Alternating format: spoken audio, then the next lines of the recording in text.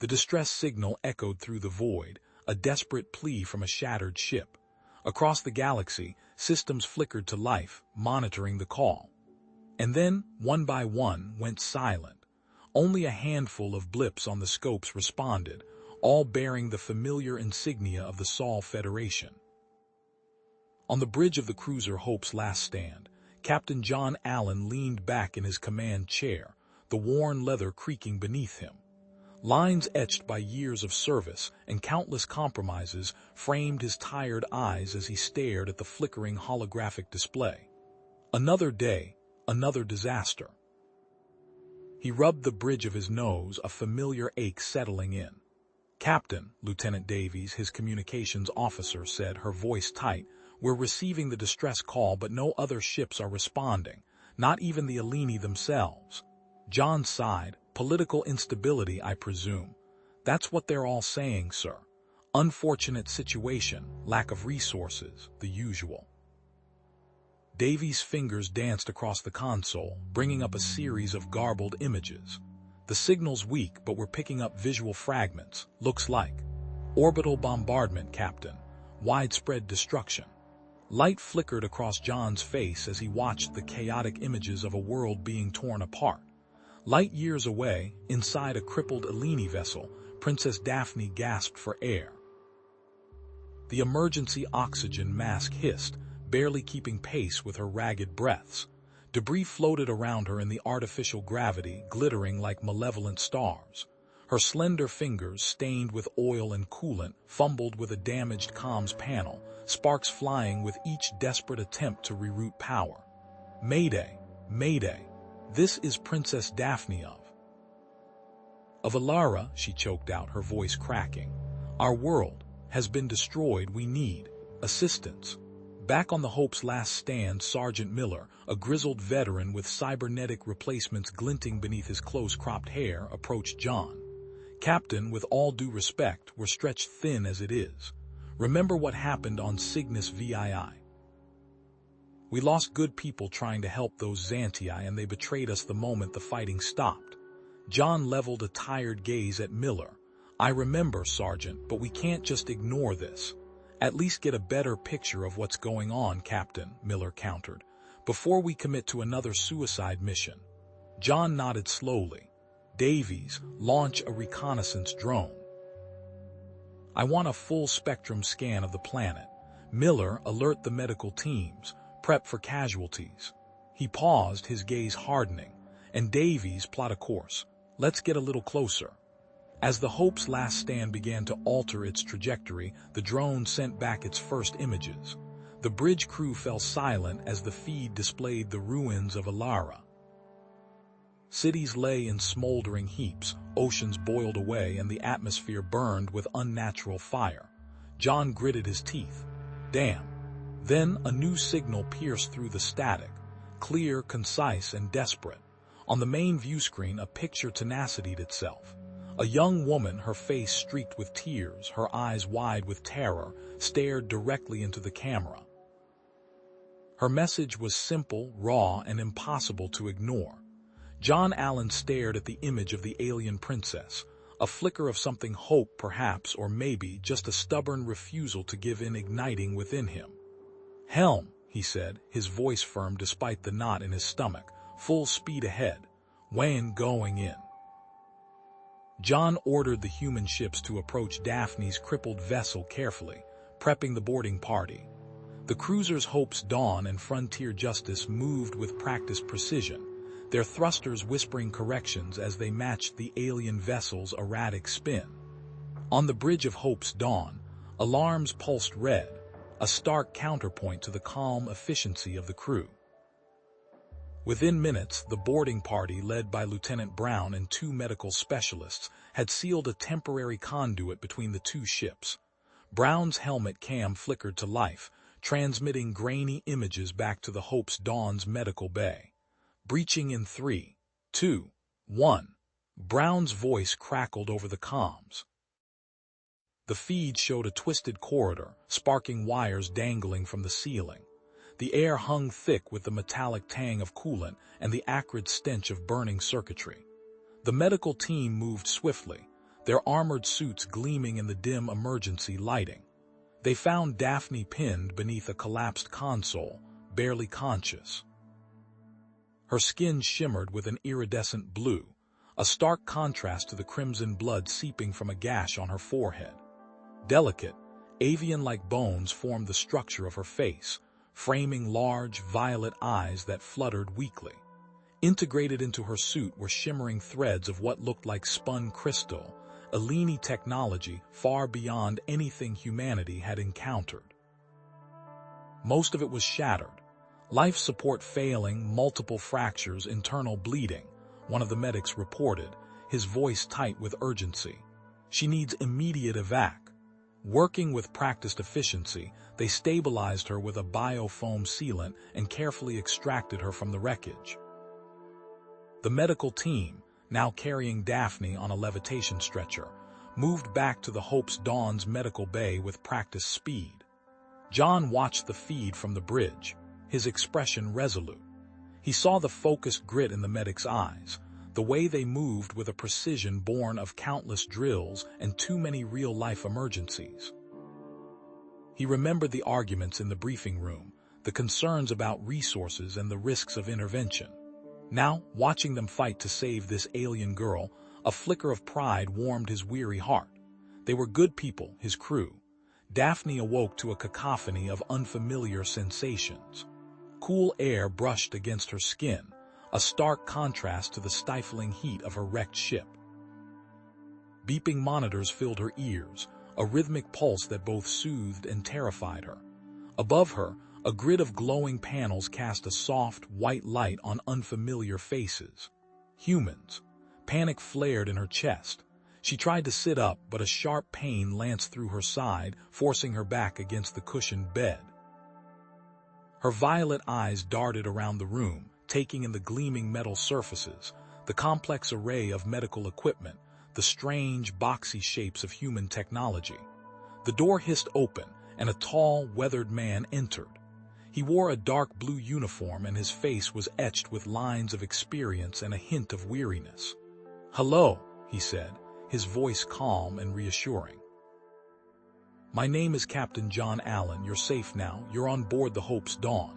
Daphne stared at him, her breath coming in ragged gasps. "Humans," she whispered, her voice raspy. Why did you rescue me?" John stepped closer, his expression gentle. "Because you needed help, that's what we do." Distrust flickered in Daphne's eyes. "I am Princess Daphne of the House Alara. My people, we are not known for our hospitality towards outsiders. What do you want?" John sighed inwardly. He had anticipated this. "Princess Daphne, with all due respect, we don't want anything. Humanity has a long-standing policy of assisting those in need, regardless of their species or political affiliation." Daphne remained skeptical, her gaze unwavering. "There is always a price." "What is yours?" John paused, choosing his words carefully. "We know something about loss, Princess. About watching everything you hold dear be ripped away. We know what it's like to be on the brink of extinction." He activated a small display on the wall, and a series of fragmented images flickered to life. Burning cities, collapsed structures, a sky choked with smoke. "Centuries ago," John continued, his voice low, "Earth was ravaged by a bioweapon. Billions died. We almost didn't make it, that experience. It changed us. It taught us that compassion is not a weakness but a strength. That helping others is not a risk but a responsibility." The images shifted, showing scenes of human resilience. Scientists working tirelessly in labs, engineers rebuilding shattered infrastructure, families comforting each other amidst the ruins. Daphne watched the images, her expression softening slightly. The violet in her eyes seemed to deepen, reflecting a flicker of understanding. Before she could respond, a klaxon blared through the ship. Red lights flashed, and the gentle hum of the medical bay was replaced by a rising tide of urgency. "Captain," a voice crackled over the comm system. "Multiple unidentified vessels approaching, bearing hostile markings. They are not responding to hails." John's eyes narrowed. On screen, The main view screen flickered to life, displaying a starfield punctuated by several rapidly approaching ships. Their silhouettes were sleek and predatory, their hulls adorned with jagged crimson markings unlike anything John had ever seen. "What is this?" Daphne whispered, her voice imbued with fear. "Who would attack us? The Dominion would have offered assistance, not this." John turned to face her, his expression grim. "It seems, Princess, that this is far more complicated than a simple rescue mission." He turned back to the comms. "All hands, battle stations. Prepare for immediate hostile engagement." Daphne stared at the screen, her palms sweating. "Those markings. I recognize them. They belong to the House of Vorn, a rival faction within the Eleni Council. They want me dead." John swore under his breath. He had walked into something far bigger than he anticipated. "Well, Princess," he said, his voice hardening with willpower, "it seems we have company, and they're not here for tea." John barked orders, his voice tight with controlled urgency. "All ships, defensive formation. Alpha Wing, screen Daphne's vessel. Beta and Gamma, prepare for intercept. Shields up, maximum dispersion." The human ships, relics of past conflicts, responded with surprising agility. They danced around Daphne's crippled cruiser, forming a protective web of overlapping shield fields. Each vessel bore the scars of countless battles, patched armor, jury-rigged weapon systems, testaments to human resilience in the face of overwhelming odds. A harsh, guttural voice blared across the comms. "Unidentified vessels, you are in violation of Eleni sovereign space. Surrender the traitor Daphne immediately, or face the consequences." The transmission was tinged with arrogance, the speaker's tone dripping with disdain. Holographic images flickered on the main view screen, revealing the angular, menacing profiles of the attacking ships, sleek warships bearing the crimson insignia of the Ironclaw faction. John's expression resolute. "This is Captain John Allen of the Sol Federation cruiser Valiant. We are understanding orders to render assistance to those in need. Your demands are denied." His voice was calm, but steel underlaid every word. He knew they were outgunned, outmaneuvered, but backing down wasn't an option. Not while Daphne needed their help. The response was immediate. Blinding bolts of energy slammed against the Valiant's shields, the ship shuddering violently. Emerald lances tore through the void, followed by the concussive roar of exploding plasma. The battle had begun. Human ships returned fire, their antiquated cannons spitting defiance into the face of superior firepower. Flares erupted, scattering the enemy's targeting systems, while nimble fighters weaved through the chaos, harassing the larger warships.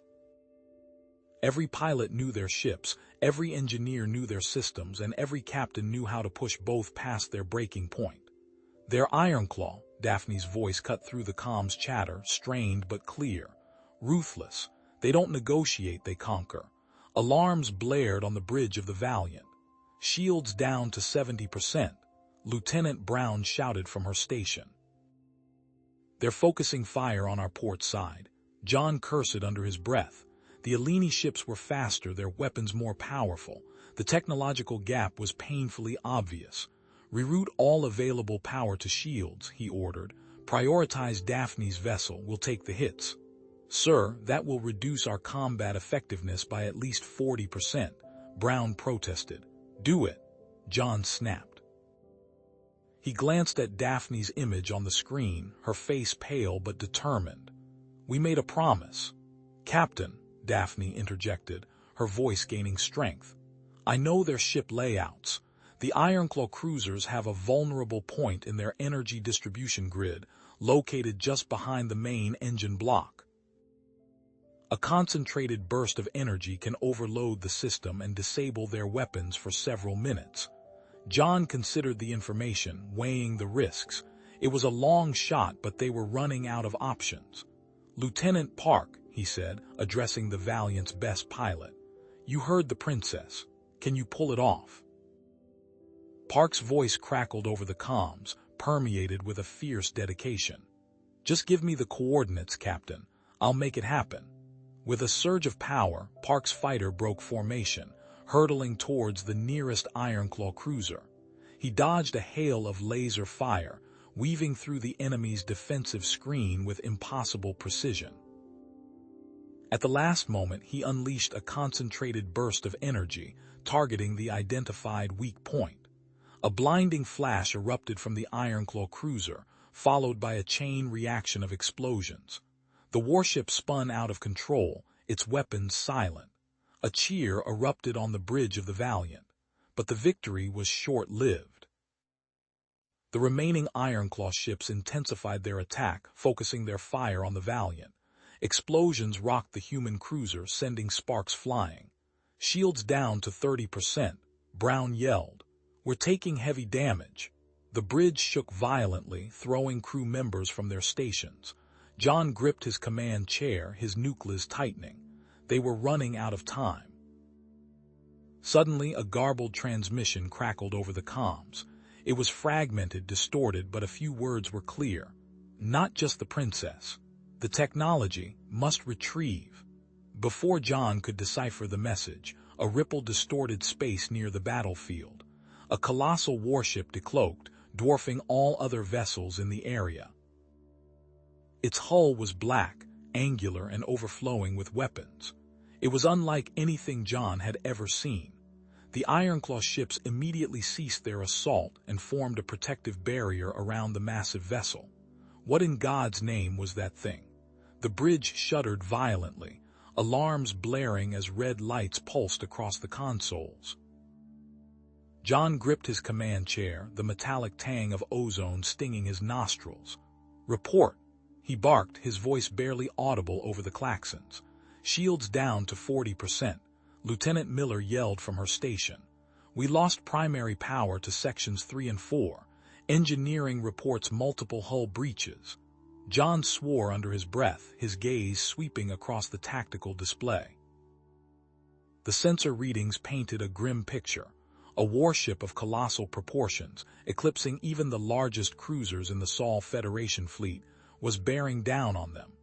"Captain," Daphne's voice cut through the chaos, surprisingly calm. "That is a Leviathan-class vessel, flagship of the Ironclaw fleet. Its primary weapon is a focused energy beam capable of piercing even reinforced shields." "Ironclaw," John muttered, a knot forming in his stomach. "Those pirates have teeth. All batteries target their sensor array. Let's try to blind the beast." Turbolasers flared, streaks of emerald energy lancing out into the void. The Leviathan, seemingly unfazed, continued its advance. "Fighters, launch. Lieutenant Williams, I want a full squadron on a close-quarters raid." "Daphne, any known weaknesses?" "There is a small gap in their ventral armor plating near the engine core," Daphne replied, her fingers flying across a holographic display. "It is a difficult shot, but it is their only vulnerability." A squadron of human fighters, nimble and agile, darted towards the massive warship. They weaved through a storm of laser fire, their pilots displaying a reckless courage that bordered on insanity. "They're through, Captain," Miller exclaimed.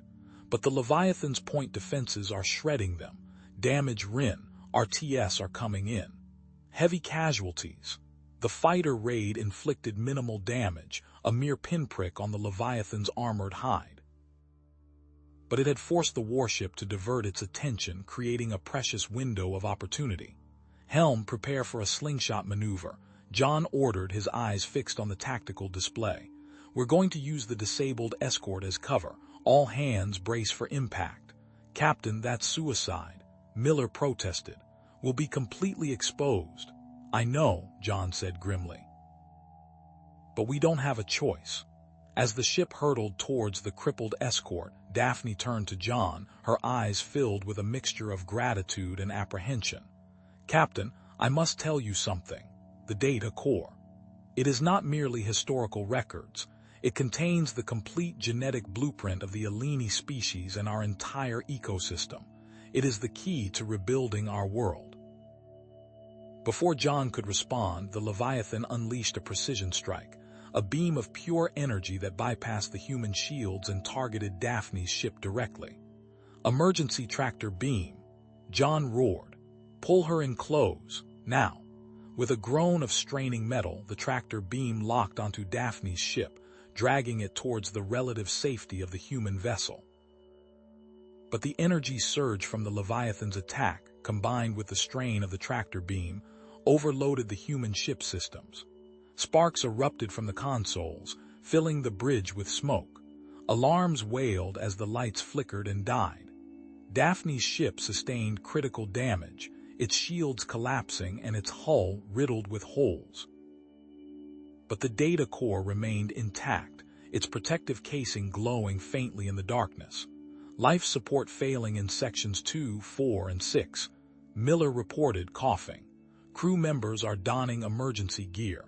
A garbled transmission crackled over the comms system. "Human vessel, this is the Ironclaw flagship Leviathan. Surrender the Eleni Princess and the data core or face complete annihilation." John stared at the tactical display, his face grim. He knew the Leviathan was right. They were outgunned, outmatched, and running out of time. But he also knew the importance of the data core and the future of the Eleni people. "Prepare to initiate self-destruct sequence," he said, his voice low and steady. "We will not let them have it." His fingers hovered over the activation panel when Daphne's hand shot out, covering his. "No, Captain," she said, her voice filled with conviction. "I have another plan." "It's our only chance," Daphne insisted, her voice a strained whisper against the hum of failing life support. "The pod, it's equipped with a short-range teleportation system and a cloaking device, hidden for emergencies." John studied the schematic flickering on the console, his face grim. "Short range is the problem. It'll barely get us past their picket ships, let alone out of the system. And the Leviathan, better than nothing," Daphne countered, her hand trembling as she pointed to a section of the diagram. "The Ironclaw ships. They can't detect cloaked objects within a dense nebula. There's one nearin', a pocket of energy rich in something they call Etherium." John nodded, a plan forming in his mind. "All right, we use the pod, but we need a diversion, something big." He keyed his comm. "All hands prepare for emergency evacuation. Sergeant Miller, report to my location immediately." The launch was a violent shudder, the escape pod bucking as it detached from the crippled cruiser. Alarms blared, red lights strobed, and the ship groaned under the strain of its failing systems. John, strapped into the pilot's seat beside Daphne, watched the sensor readings. The Leviathan, the massive Ironclaw flagship, was turning towards them. "Now!" John barked, smacking his head on the weapon's console. The cruiser's remaining plasma cannons roared to life, unleashing a barrage of fire at the approaching warship. It was a suicide run, a desperate attempt to buy them time. He initiated the teleport sequence. The escape pod shimmered, then vanished. Instead of the clean, instantaneous jump they expected, a jolt ripped through the pod. Warning lights flashed and the teleportation system sputtered, bathing the small cabin in arcs of blue electricity. Daphne cried out, clutching her head. "Malfunction!" John yelled, wrestling with the controls. "We're stranded, inside the nebula." Outside, the viewscreen swam with swirling colors, iridescent greens, violent purples, and ominous blacks. Energy crackled around the pod, distorting the sensors and rendering the weapon systems useless. "Cloaking device," John ordered, his voice tight. "Engage it now. We're going dark." The pod flickered, disappearing from visual and sensor contact. But the nebula was a chaotic storm of energy, and they were still within the Leviathan's hunting grounds. On the bridge of the crippled human ship, Sergeant Miller watched the escape pod disappear, a knot of anxiety tightening in his chest. "Captain's gone," he said, his voice low. "He made his choice," replied Lieutenant Brown, her face pale. "Our orders are clear. We're to protect the fleet. We can't risk engaging the Leviathan for a rescue attempt." Miller pounded his fist on the console. "The hell we can't. He wouldn't leave us behind. We're outgunned, outmatched," Brown argued. "It's suicide." "Maybe," Miller conceded, his eyes blazing with drive. But we're not going to sit here and do nothing. I'm taking a squad. We're going to create a diversion, draw that monster away from the pod. That's mutiny, Sergeant. Maybe, Miller repeated, turning to the crew. But I know what the captain would do. Anyone who's with me, say aye. A chorus of ayes echoed through the bridge, the sound of human loyalty and courage in the face of overwhelming odds. On the bridge of the Ironclaw Leviathan, Commander Vorlag sneered at the sensor readings. The human ship is crippled, firing wildly, and the escape pod vanished, probably destroyed in the teleport jump. Pathetic, they are no longer a threat. He turned to his second in command. Continue our course. We will secure the Etherium deposits and ensure the Eleni princess is never found. Back on the damaged human cruiser, Miller's team worked feverishly. All right, people, listen up, Miller said, his voice calm and steady despite the chaos around him. We're going to make them think we're even more helpless than we are. We're going to send out a false distress signal, play up the damage, and launch all the debris we can find. Make it look like we're limping deeper into the nebula, begging for help. Inside the cloaked escape pod, the nebula was taking its toll. The swirling energy fields were playing havoc with Daphne's senses. Her breathing grew ragged and her eyes darted nervously around the cramped cabin. It's getting harder to see, she gasped, clutching her head. The colors, they're shifting, whispering. John gripped her hand, his voice firm. Focus on me, Daphne, just focus on my voice. You're safe. We're going to get through this. The nebula's energy was amplifying her Eleni senses, turning the swirling colors into terrifying visions. She saw the destruction of her homeworld, the faces of her dead family, and the looming silhouette of the Leviathan, its cannons blazing. They're coming, she whispered, her voice filled with terror. They're going to kill us all. John held her close, his voice a soothing balm against the storm raging in her mind. They're not here, Daphne. It's just the nebula. It's playing tricks on you. You're strong. You can fight it.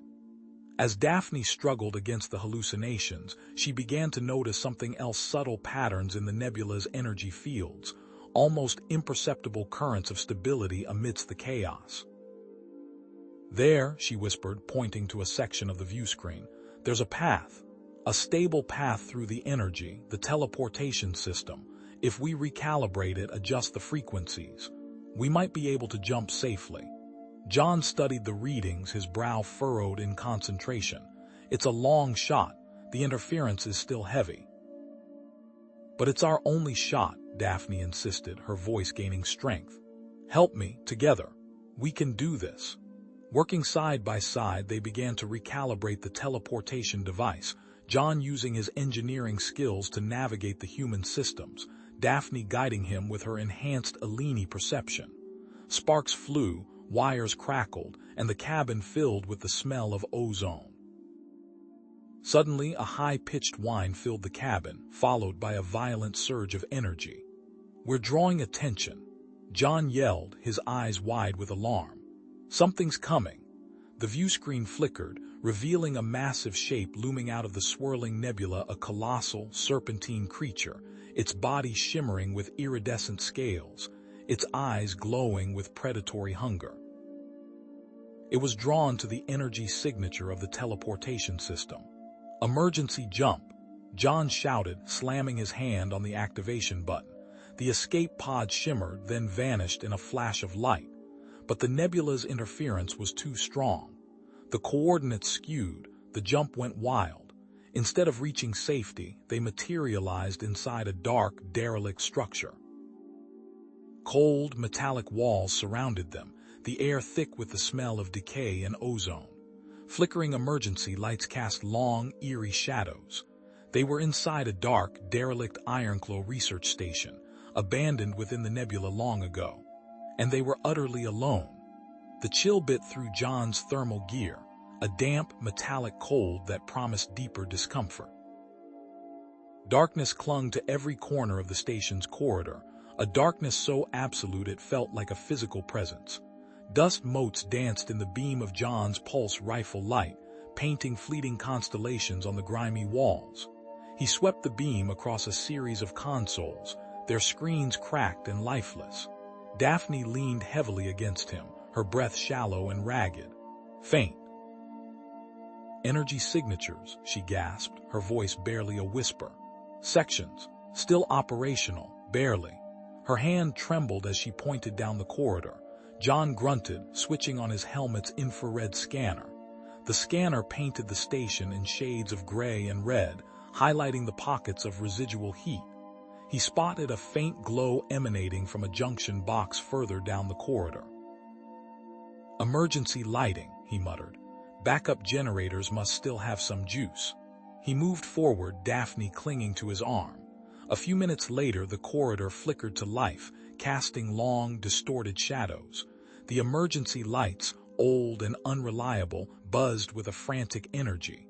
John pulled a crumpled datapad from his belt. Station schematics, he announced, his voice echoing slightly in the empty space. The image on the screen was fragmented, lines missing, entire sections obscured by static. Research labs, living quarters, central control room, but the maps, unreliable.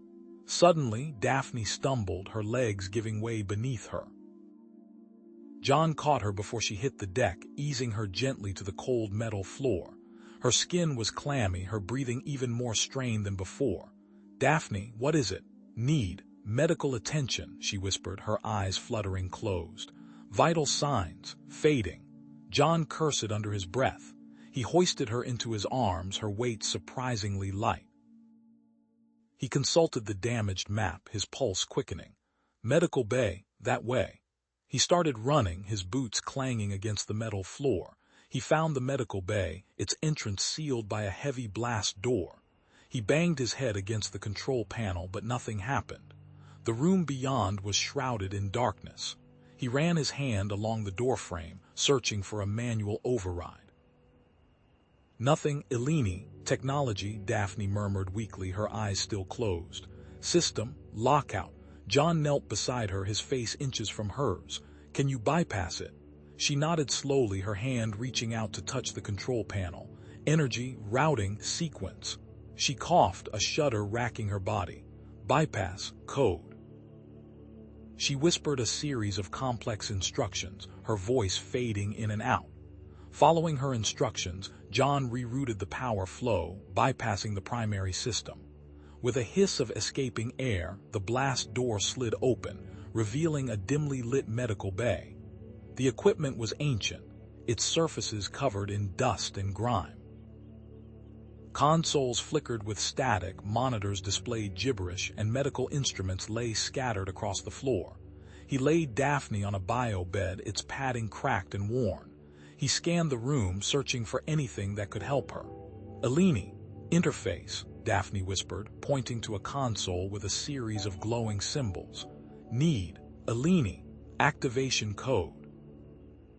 John studied the console, his brow furrowed in concentration. He tried several human interface protocols, but none of them worked. He looked back at Daphne, her face pale and drawn. He needed to find a solution, and fast. Following Daphne's guidance, he managed to activate a diagnostic program. The program identified several critical systems failures, but it also located a supply of emergency medical stimulants. He administered the stimulant to Daphne, and her breathing steadied slightly. Color returned to her cheeks, but he knew it was only a temporary fix. Supplies. Limited, she said, her voice stronger now. Need more. Permanent solution. John nodded grimly. Let's see what else this station has to offer. He helped her sit up, and they continued their exploration, moving deeper into the abandoned complex. They stumbled upon a hidden research lab, its entrance concealed behind a false wall. The air inside was thick with the smell of ozone and decay. Glass tubes lined the walls, filled with strange, swirling liquids. Consoles hummed with residual power, their screens displaying unsettling images. Ironclaw. Experiments, Daphne whispered, her voice filled with dread. Manipulating. Nebula energy. John activated a nearby terminal, bringing up a series of research logs. The logs detailed Ironclaw attempts to weaponize the nebula's energy, but the experiments were deemed too unstable. The energy was too volatile, too unpredictable. Several entries described catastrophic failures, explosions that ripped through the lab, and test subjects driven mad by the energy's influence. Suddenly, a klaxon blared, its shrill sound echoing through the station. Red lights flashed, bathing the lab in an eerie glow. Life support. Malfunction, Daphne gasped. Oxygen, depleting. John checked his helmet's oxygen gauge. It was dropping rapidly. They didn't have much time. He grabbed Daphne's arm and pulled her towards the nearest exit. They raced back to the main corridor, their breath coming in ragged gasps. The air was growing thin, making each breath a struggle. They needed to find a way to repair the life support system, or they would suffocate. Nebula.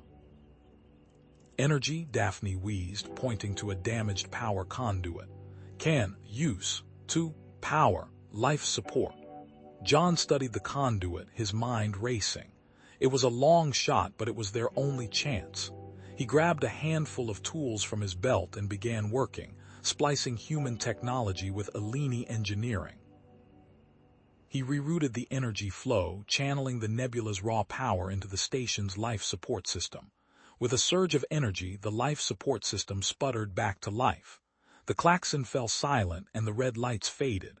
The air began to circulate, bringing a welcome rush of oxygen into their lungs. Temporary, Daphne warned, leaning against the wall, her breathing still labored. Energy. Unstable, won't last. As if in response, a series of mechanical whirs and clicks echoed through the station. A new set of lights flickered to life, bathing the corridor in a cold blue light. Security system, John said grimly. Dormant. Until now. From the shadows, a swarm of drones emerged, their energy weapons charged and ready. They were sleek metallic insects, armed with deadly precision. Evade, John yelled, shoving Daphne behind a stack of crates. Now, the drones opened fire, their energy bolts searing through the air. John returned fire with his pulse rifle, but the drones were too fast, too numerous. He pulled Daphne to her feet and they sprinted down the corridor, the drones hot on their heels. John knew they couldn't outrun the drones forever. He needed to find a way to disable them or they were dead. He scanned their surroundings, searching for an advantage. Energy-rich zones, he shouted, pointing to a series of flickering conduits. Lure them into the nebula's energy. He led the drones on a chase through the station, weaving through corridors and jumping over obstacles. He used the station's layout to his advantage, funneling the drones towards the energy-rich zones. As the drones entered the zones, their systems began to overload. They spun out of control, their weapons firing wildly. With a series of violent explosions, the drones detonated, sending shards of metal and energy flying through the air. The explosions rocked the station, causing further damage. Sections of the ceiling collapsed and the lights flickered ominously. John grabbed Daphne and pulled her into a nearby alcove, shielding her from the debris. When the dust settled, they emerged from the alcove, coughing and spluttering. The station was in even worse shape than before. Hidden. Escape route, Daphne said, pointing to a section of the wall that had been exposed by the explosions. Shuttle bay. They found the shuttle bay, its entrance concealed behind a collapsed section of wall. Inside, a single, mostly intact Ironclaw shuttle sat on a launch platform. It was their only chance to escape. John and Daphne climbed aboard the shuttle, their movements quick and efficient. John initiated the pre-flight sequence, his fingers flying across the control panel. The engine sputtered to life, filling the bay with a deafening roar. As they prepared for launch, a warning klaxon blared. Red lights flashed and the station shuddered. Patrol ship, Daphne said, her voice tight with fear. Ironclaw, detected. Energy signature. John ignored the warning and initiated the launch sequence. The shuttle lurched forward, accelerating down the launch platform. The bay doors opened, revealing the swirling chaos of the nebula. With a final surge of power, the shuttle blasted out of the station, soaring into the nebula's embrace. But as they cleared the station, a volley of energy fire slammed into the shuttle's engines, sending sparks flying. The engines sputtered and died, leaving their escape uncertain. The shuttle bucked violently, alarms blaring like banshees. Red lights pulsed across Daphne's pale face, highlighting the sheen of sweat on her brow. The ship shuddered again, threatening to tear itself apart. "Report." John barked, wrestling with the controls. His knuckles were white as he fought to keep the crippled vessel level. "Engine coolant leak, Captain," a strained voice crackled over the comms. "Navigation system offline. Fuel reserves. Critical." John swore under his breath. He glanced at Daphne, who was hunched over a console, her fingers flying across the damaged interface. "Can you do anything about the navigation?" Daphne shook her head, her voice tight. "The damage is too extensive, and the coolant, it's a rare isotope, vital for Eleni engines. We won't find a replacement out here." On the main view screen, the Ironclaw patrol ship loomed closer, a predatory silhouette against the backdrop of stars. Its weapon ports glowed ominously, energy crackling as they charged. "They're gaining on us," John said grimly. He threw the shuttle into a series of desperate evasive maneuvers, weaving through a dense asteroid field. Chunks of rock whizzed past, some impacting the shields with a jarring thud. "Shields are failing," the comms officer reported. Daphne, ignoring the alarms, rerouted power from life support to the shields. The lights dimmed and the air grew noticeably colder. "It will buy us time," she gasped, her breath misting in the frigid air. John spotted something on one of the auxiliary displays, a blinking light labeled Distress Beacon. He frowned. "What's this? A distress beacon? Why wasn't I informed?" Daphne's eyes widened. That's not ours. It's an Ironclaw beacon, pre-programmed to broadcast on a restricted frequency." "Restricted how?" "It's coded," she explained, her voice trembling. "Intended to lure unsuspecting ships into a trap. They broadcast a false distress signal, then ambush anyone who responds." A grim smile touched John's lips. Turnabout's fair play. He punched in a series of commands, rerouting the signal. "Let's give them a taste of their own medicine." He modified the distress call, injecting static and garbled data, then broadcast it on the Ironclaw frequency. He aimed the signal back toward the station they just escaped, hoping to lure the patrol ship into the automated security systems. The Ironclaw ship momentarily paused, its pursuit faltering, its weapons ports dimmed as the crew analyzed the unexpected distress signal. "They're taking the bait," John exclaimed, but Daphne's expression remained troubled. "Captain," she said softly, "I'm detecting another ship approaching. Not Ironclaw, an unknown vessel. It's responding to the distress call." John's elation vanished.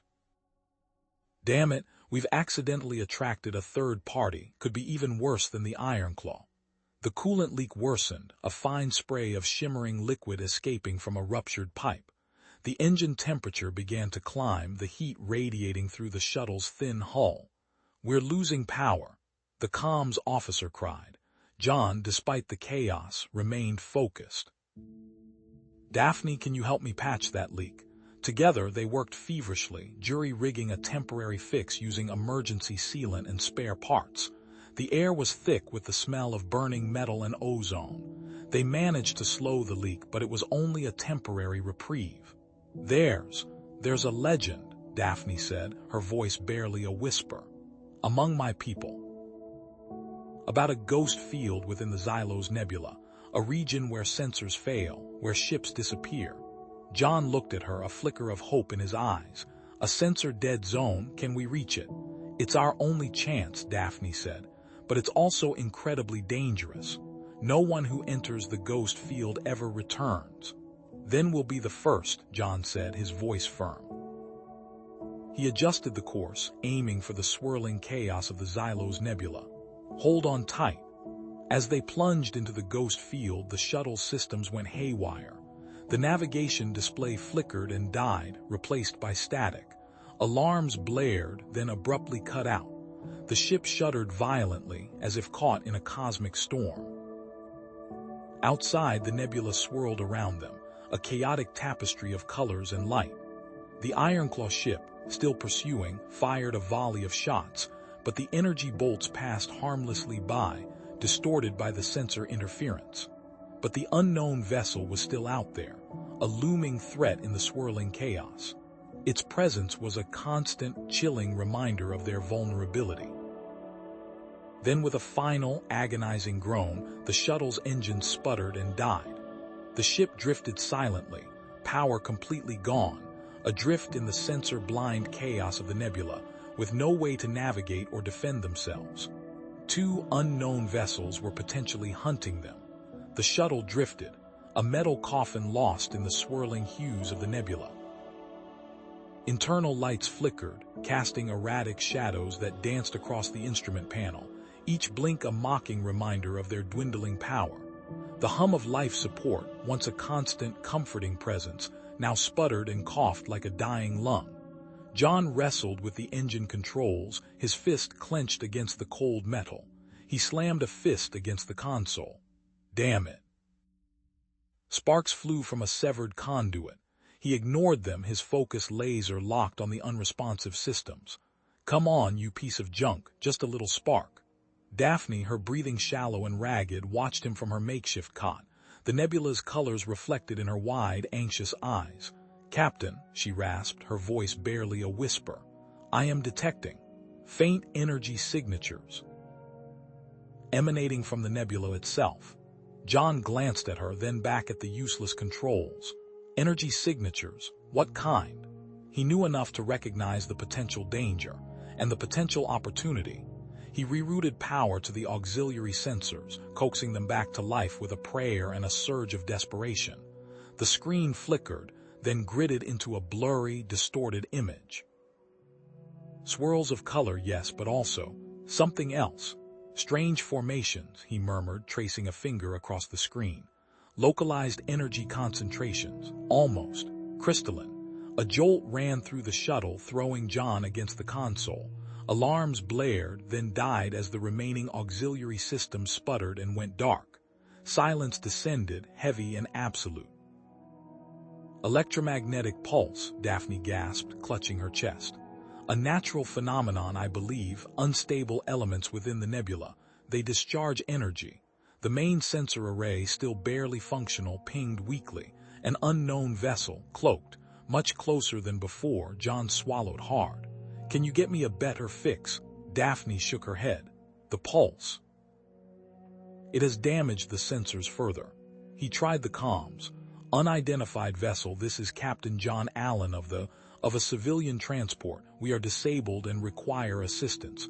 Repeat, we are disabled and require assistance. Static answered him. He tried again. Nothing. They're not responding. Perhaps. Daphne struggled to sit up, wincing in pain. Perhaps they do not understand our standard frequencies, the Eleni. We had an ancient communication method it bypassed. Most encryption. John hesitated. It was a long shot, but they were out of options. Can you guide me? Daphne nodded weakly. She dictated a series of frequencies and modulation codes. John input them into the damaged comm system, his fingers flying across the controls. He transmitted a basic distress call, keeping it simple, emphasizing their neutrality and need for help. The silence stretched, thick and suffocating. Then, a response. A voice, heavily distorted, crackled through the speakers. Identify yourselves, state your purpose. John tensed. This is Captain John Allen. We are traders. Our ship was damaged in an Ironclaw attack. We are seeking refuge. Ironclaw, you say? The voice was permeated with static, almost inhuman. Interesting. A pause. We know of no traders in this sector. You trespass in Cathar space. John's blood ran cold. The Cathar, nomadic scavengers known for their ruthlessness and unpredictable behavior. They were more likely to strip a ship bare than offer assistance. The sensor pinged again. The unknown vessel was approaching. Energy weapon systems remained offline, but the ship was still a potential threat. Cathar vessel, John said, his voice carefully neutral. We mean you no harm. We are simply trying to survive. The distorted voice chuckled. Survival is a commodity in these parts, human. Krill is my name. I am captain of this vessel. I might be persuaded to offer assistance. In exchange for information, tell me, what do you know of the Ironclaw presence in this area? John hesitated. He couldn't reveal Daphne's identity or their true objective, but he couldn't afford to anger the Cathar either. We encountered a patrol ship, he said, carefully choosing his words. They damaged our engines and left us for dead. We believe they are searching for something, or someone. Searching, eh? Krill's voice dripped with curiosity. This nebula is a prime hunting ground for scavengers, human. The Ironclaw ambush merchant vessels all the time. Plenty of wrecks to pick clean. Daphne stiffened. That ship's signature. She whispered, her eyes fixed on the sensor display. I recognize it. They frequented Eleni space. Before, her voice trailed off, the unspoken word hanging heavy in the air. I am prepared to offer you a tow to a hidden repair station within the nebula, Krill continued, seemingly oblivious to Daphne's distress. Safe passage. In exchange for salvage rights on your damaged shuttle. A fair price, I think. John weighed his options. They were stranded, helpless, and hunted. The Cathar were a risk, but they were also his only hope. We accept your offer, Krill. Wise choice, human. A metallic clang echoed through the shuttle as the Cathar ship connected a tow cable. Suddenly, Daphne gasped, her hand flying to her throat. Captain, energy surge, the Ironclaw ship. It is back. They have adapted to the nebula's interference. The faint blip reappeared on the sensor screen, closer than before. The Ironclaw were still coming. The tow cable groaned, vibrating against the shuttle's damaged hull. John felt the strain through the deck plating, a low thrumming that resonated in his teeth. How much further, Krill? He barked into the comm, his voice tight. A crackle of static answered him. Patience, human. The nebula plays tricks on time itself. We are close. Daphne shivered beside him, her violet eyes wide. I do not like this. The Cathar. Their reputation is not one of generosity. She wrapped her arms around herself, her voice barely a whisper. They preyed on the outer Eleni colonies for generations. John glanced at her, his expression grim. I know, but we don't have a lot of options right now, princess. He keyed the comm again. Krill, I need a hard location, and I need it now. The shuttle shuddered as it passed through a dense cluster of ionized gas. The already flickering lights dimmed further, casting long, dancing shadows across the cramped cockpit. The sensors sputtered, spitting out gibberish. A high-pitched whine filled the air, making John's teeth ache. Almost there, Krill's voice rasped, permeated with static. The repair station. It is near a singularity point, a place where the nebula folds in on itself. Unstable energies, hidden pathways, a perfect place to remain unseen. Suddenly, a klaxon blared. Red lights pulsed, bathing the cockpit in a crimson glow. Warning, energy surge detected. The shuttle's damaged AI shrieked. Before John could react, the Ironclaw ship decloaked, its predatory silhouette filling the forward view screen. A volley of disabling shots streaked past, narrowly missing both the shuttle and Krill's vessel. Damn it, John roared, his hands flying across the controls. Cutting the tow, Krill's voice was clipped, devoid of emotion. You are on your own, human. I have business with this. Annoyance. The tow cable snapped free with a metallic clang, leaving the shuttle adrift in the swirling nebula. Krill, you son of a... John's voice was cut off as the shuttle lurched violently. He fought to regain control, his squeezing hard against the yoke. Daphne, brace yourself. What do we do? Her voice was infused with fear, but her eyes were sharp, calculating. John rerouted power from life support to the shuttle's defensive systems, the air growing noticeably thinner. We fight. What else is new? Daphne studied the Ironclaw ship on the flickering sensors. Their sensor array.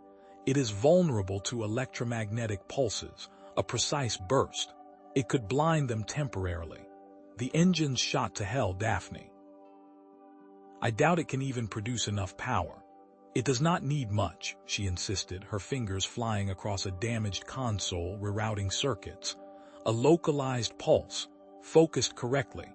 John wrestled with the controls, coaxing what little power he could from the crippled engine. "All right, Princess, give me the coordinates. Let's see if we can blind this bastard." He muttered a prayer under his breath. With a surge of power, the shuttle's damaged engine coughed, sputtered, and then emitted a concentrated electromagnetic pulse. The Ironclaw ship shimmered, its energy shields flickering wildly before going dark. "Now," Daphne cried. Taking advantage of the momentary advantage, John navigated the shuttle through a treacherous canyon of energy filaments, the nebula swirling around them like a living storm.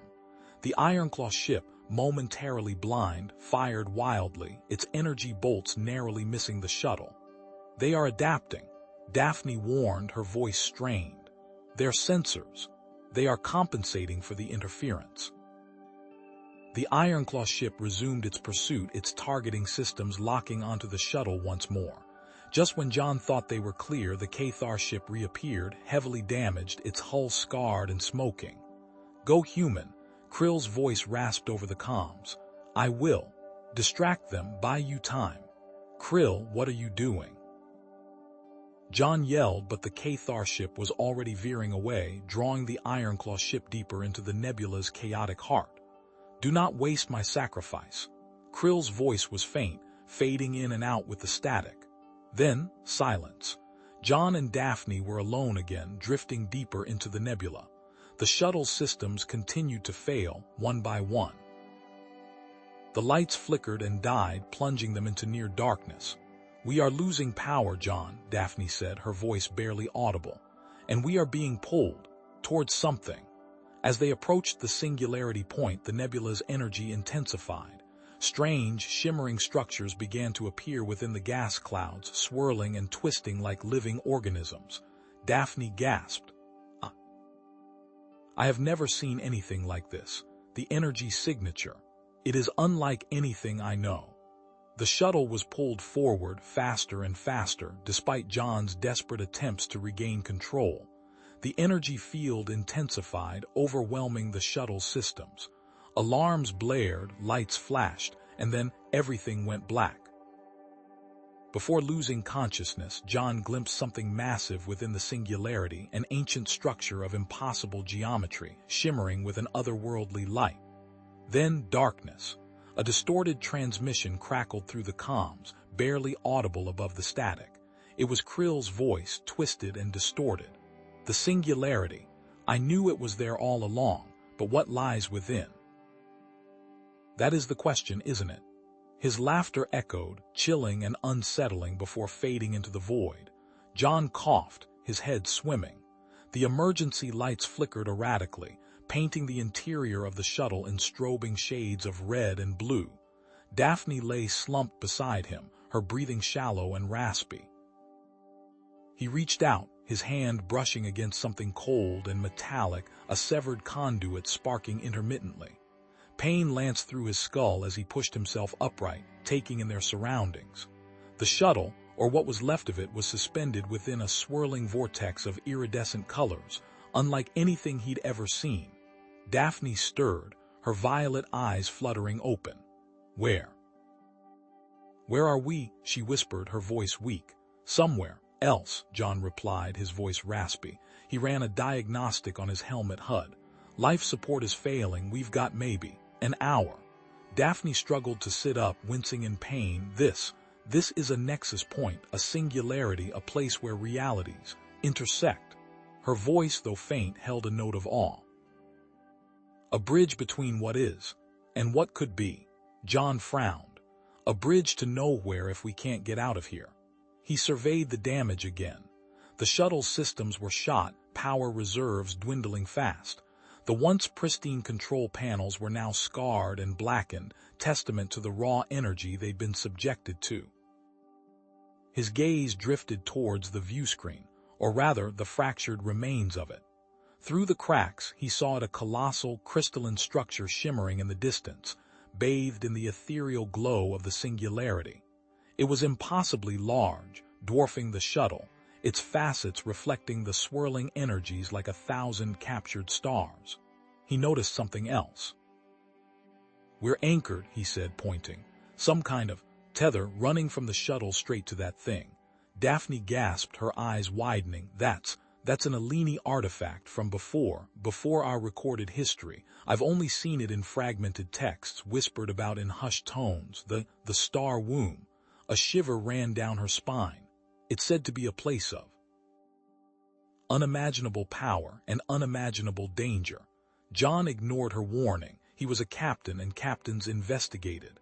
"We're not going to survive sitting here and waiting for the life support to give out.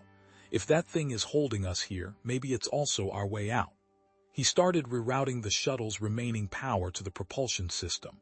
"I'm going to try and get us closer." "John, no. It's too risky. We don't know what's waiting for us there." Daphne protested, her voice rising in alarm. He spared her a glance. "We don't know what's waiting for us here either, Daphne, and I'd rather face the unknown than suffocate." He gripped the controls, his fist clenched. "Hang on." The shuttle groaned as its engine sputtered to life, pushing them slowly through the strange energy fields that permeated the singularity. The fields shimmered and pulsed, distorting the shuttle's hull, making John's teeth ache with the strain. The closer they got, the more intense the energy became. As they approached the crystalline structure, John noticed intricate patterns etched into its surface, a complex tapestry of symbols unlike anything he'd ever seen. "Those symbols," Daphne murmured, her voice barely audible. "They're Proto-Eleni, a language predating our own, a language of the stars." She reached out, her fingers tracing the patterns on the cracked view screen. Slowly, painstakingly, she began to decipher them.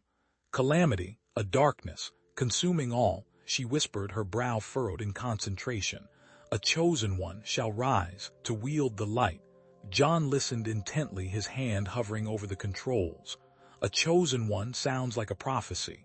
A key to unlock the star womb's heart. Daphne continued, her voice trembling. "And save our people." John's eyes narrowed. A key. He scanned the crystalline structure, searching for any sign of an entrance, any indication of where this key might be used. Then he saw it, a subtle distortion in the crystalline matrix, a hidden seam barely visible to the naked eye. "There," he said, pointing. "A chamber. Hidden within the structure itself." With a surge of adrenaline, John guided the shuttle towards the hidden chamber. The entrance shimmered, then dissolved, revealing a circular room bathed in an ethereal blue light. In the center of the room stood a pedestal, and upon the pedestal rested a device unlike anything they had ever seen, a multifaceted crystal pulsating with energy, humming with an almost palpable power.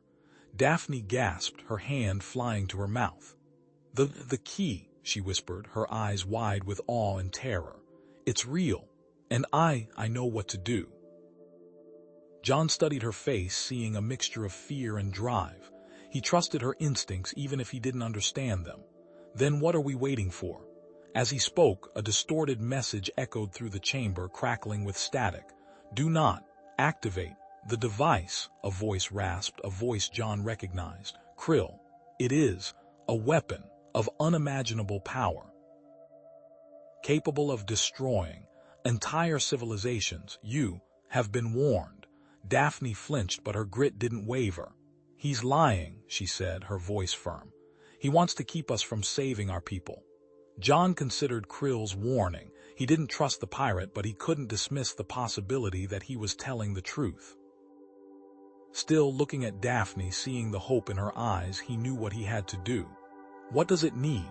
he asked, turning his attention to the device. Daphne approached the pedestal, her hand outstretched.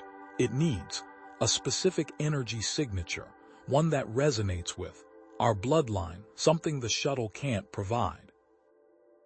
John thought for a moment, then a spark of inspiration ignited in his mind.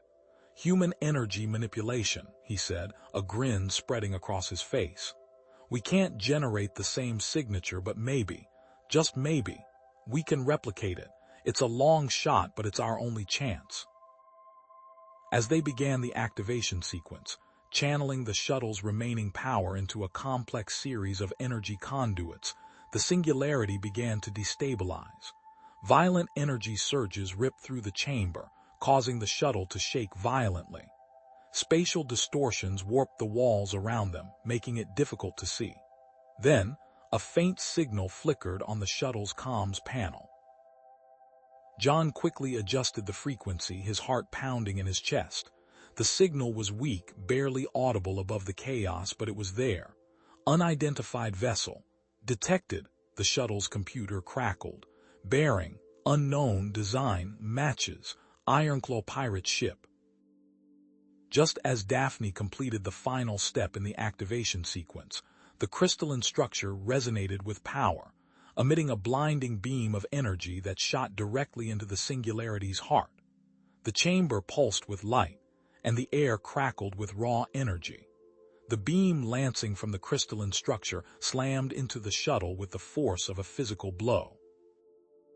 Violent tremors ripped through the small craft, the metal groaning under the strain. Warning klaxons blared, their shrill cries swallowed by the deeper, resonating hum emanating from the crystal. Inside, the artificial gravity went haywire. John, strapped into the pilot's seat, fought to maintain his grip on the controls as the shuttle bucked like a wild bronco. Tools and debris, previously secured, now danced in a chaotic ballet around the cabin. Daphne, despite her restraints, slammed against the wall, a sharp cry escaping her lips. Then the beam connected with her. Daphne gasped, her body arching against the restraints. A surge of raw energy coursed through her veins, making her skin tingle and her vision swim. Her eyes widened, pupils blown, reflecting the crystalline structure's growing luminescence. A faint, ethereal glow emanated from her skin, outlining her fragile form. The crystalline structure responded in kind, its facets blazing with newfound intensity. The light pulsed, casting long, distorted shadows that danced across the shuttle's interior. The resonating hum deepened, vibrating through the very bones. Outside, the singularity's spatial distortions intensified. The stars beyond the viewport blurred, stretching and compressing in impossible ways. Patches of warped reality flickered into existence, momentarily revealing glimpses of other places, other times. John wrestled with the unresponsive controls, his fingers tightening as he gripped the yoke. Sweat beaded on his forehead as he fought to regain control, his every muscle screaming in protest. "Daphne, status," he barked, his voice strained. Daphne blinked, struggling to focus. A kaleidoscope of images flashed behind her eyes. Ancient Eleni, clad in shimmering robes, wielding similar crystalline devices. Vast cities humming with energy rose against alien skies. Then darkness. I saw," she stammered. "I saw them using it, but it's dangerous, so dangerous." As if in answer, the shuttle's power system sputtered, then stabilized. The lights flickered, then burned steadily. The engines, which had been coughing and wheezing, now hummed with renewed vigor. The crystalline structure seemed to be feeding the shuttle with its energy. John glanced at the damage reports scrolling across his display. His eyes widened. "Daphne, look at this." The damaged hull sections, riddled with holes from the earlier attack, were slowly, miraculously repairing themselves. The metal glowed with an inner light as it reformed, the gaps sealing shut as if by magic. "Don't trust it, John," Daphne pleaded, her voice filled with urgency. "It's not free energy, it takes. It always takes.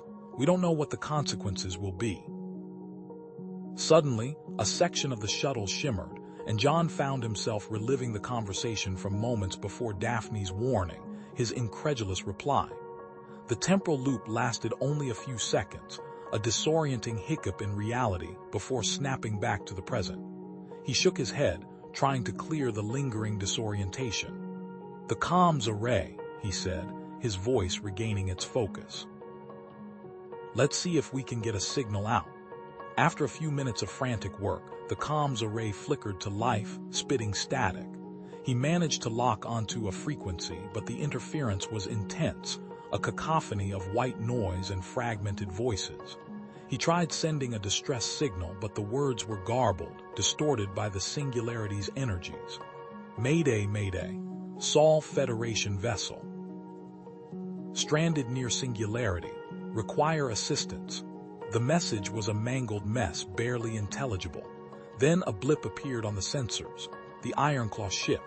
It was much closer now, almost within visual range, but remained stationary, an ominous presence in the void. A chilling, metallic tone filled the shuttle, a hailing frequency. John's hand hovered over the reject button. "They're close," he muttered, his gaze fixed on the Ironclaw's icon. "Too close. This is a trap." Daphne placed a hand on his arm. "We have to hear them out, John. We have no other choice. Perhaps they can help." Another vision slammed into Daphne's mind, the Ironclaw ship, unleashing a devastating barrage of energy weapons upon the Eleni homeworld. The screams of her people echoed in her ears. A distorted voice crackled through the comms array. "Unidentified vessel, this is Captain Zara of the Ironclaw. We are investigating the spatial anomaly. We detect a life sign signature. Respond." The voice was cold, synthetic, and subtly. "Wrong. We know who you are," John growled, his hand still hovering over the controls. Zara's voice remained unchanged. "We are here to offer assistance. Our sensors indicate you are utilizing a crystalline energy source. We require information regarding its properties and the energy signature it emits. Provide this information, and we guarantee safe passage." John stared at Zara's image on the comm screen, her feline eyes glinting with what could have been sincerity, or perhaps just masterful deception. "Something doesn't sit right, Daphne," he said, turning to the Eleni princess. The soft hum of the shuttle's life support seemed to amplify the tension in the cramped space. The Ironclaw was near the singularity, too close, and their proximity to your homeworld's destruction. It's a coincidence I'm finding hard to swallow. Zara's voice crackled through the speakers. "Captain Allen, with all due respect, we are refugees just as Princess Daphne is. We fled the same horror that consumed her world. We seek to prevent the singularity from becoming a weapon, not to wield it ourselves." Daphne's brow furrowed. "It is rumored," she said, her voice barely a whisper, "that Ironclaw ships of Zara's design were present during the attack on Alara Prime." A flicker of doubt crossed her face, a subtle shift in her usually unwavering trust. Zara sighed, a sound that seemed amplified by the shuttle's comm system. "Rumors spread like wildfire in times of chaos, Princess. I offer you censored data, invaluable information about the singularity and the enemy's movements. All I ask in return is your knowledge of the crystalline structure." "A fair exchange, wouldn't you agree?" John ran a hand over his weary face. He trusted Daphne, but Zara, something about her felt off. "A limited exchange," he conceded, his voice firm. "We share what we can, prioritizing the safety of my crew and the princess. No physical access to the crystalline structure until I'm satisfied." A moment of silence hung in the air before Zara responded. "Acceptable, Captain. I will transmit the initial data package now." The shuttle's console flicked red as the Ironclaw's data flooded in. Lieutenant Brown hunched over the screen, his fingers flying across the controls. "Captain, the energy signatures emanating from the singularity. They're unlike anything I've ever seen. Highly unstable, fluctuating wildly." John leaned closer, his eyes scanning the complex graphs and charts. "What is it, Brown?" "It's manufactured, Captain. The singularity isn't a natural phenomenon. It was created. Someone used technology we don't understand to rip a hole in space-time." As the implications of Brown's words sunk in, Daphne gasped, clutching her head. A wave of pain washed over her face, her eyes darting wildly. I see them," she choked, her voice strained. "Ships, warping into the Eleni system near the singularity, then fire, everything, burning." "Daphne, what ships?" John asked, his voice tinged with concern. "Voidborn," she whispered, her eyes wide with terror. "The Voidborn have returned." "Voidborn?" Brown echoed, his fingers pausing over the console. but they're just a legend, an ancient race supposedly extinct for millennia. John's mind raced. He cross-referenced the Ironclaw's sensor data with Daphne's vision, feeding the information into the shuttle's analysis program. The results came back with chilling precision. Brown matched the energy signatures from the Voidborn ships in Daphne's vision with the readings from the Singularity. Brown's fingers flew across the keyboard, his face growing pale. Match confirmed, Captain. The Voidborn ships match the energy signatures emanating from the Singularity. It's them, all right. Suddenly, the crystalline structure pulsed with a surge of energy, bathing the shuttle in an ethereal blue light. The Ironclaw's transmission cut out abruptly, replaced by static. The shuttle's lights flickered and the console sparked momentarily. What was that? John demanded, his hand instinctively reaching for his sidearm. Brown frantically checked the systems. A power surge, Captain. The crystalline structure. It emitted a pulse of energy. It disrupted the Ironclaw's transmission. And John pressed. And it unlocked something, Captain. A new function within the crystalline structure. It's capable of manipulating spatial distortions. As John processed this new information, Zara's voice, tinged with urgency, crackled back through the comms. Captain Allen, that pulse. It damaged my ship, the Ironclaw. I require immediate docking permission for emergency repairs. Time is of the essence. John's eyes narrowed. Negative, Zara, I'm not authorizing docking. We'll provide remote technical assistance. Remote repairs are insufficient, Captain, Zara insisted, her voice growing sharper. The damage is critical. We need to physically access your shuttle's repair facilities. Daphne stepped forward, her eyes pleading. John, please, we need Zara. The Ironclaw represents our best chance of survival against the Voidborn. John hesitated, torn between his gut instinct and Daphne's plea. He glanced at the data package from the Ironclaw, a nagging feeling tugging at his mind. He refocused on the data stream and isolated the Ironclaw's primary communication channel, filtering out the standard data packets. He worked quickly, his fingers flying across the console, bypassing security protocols with practiced ease.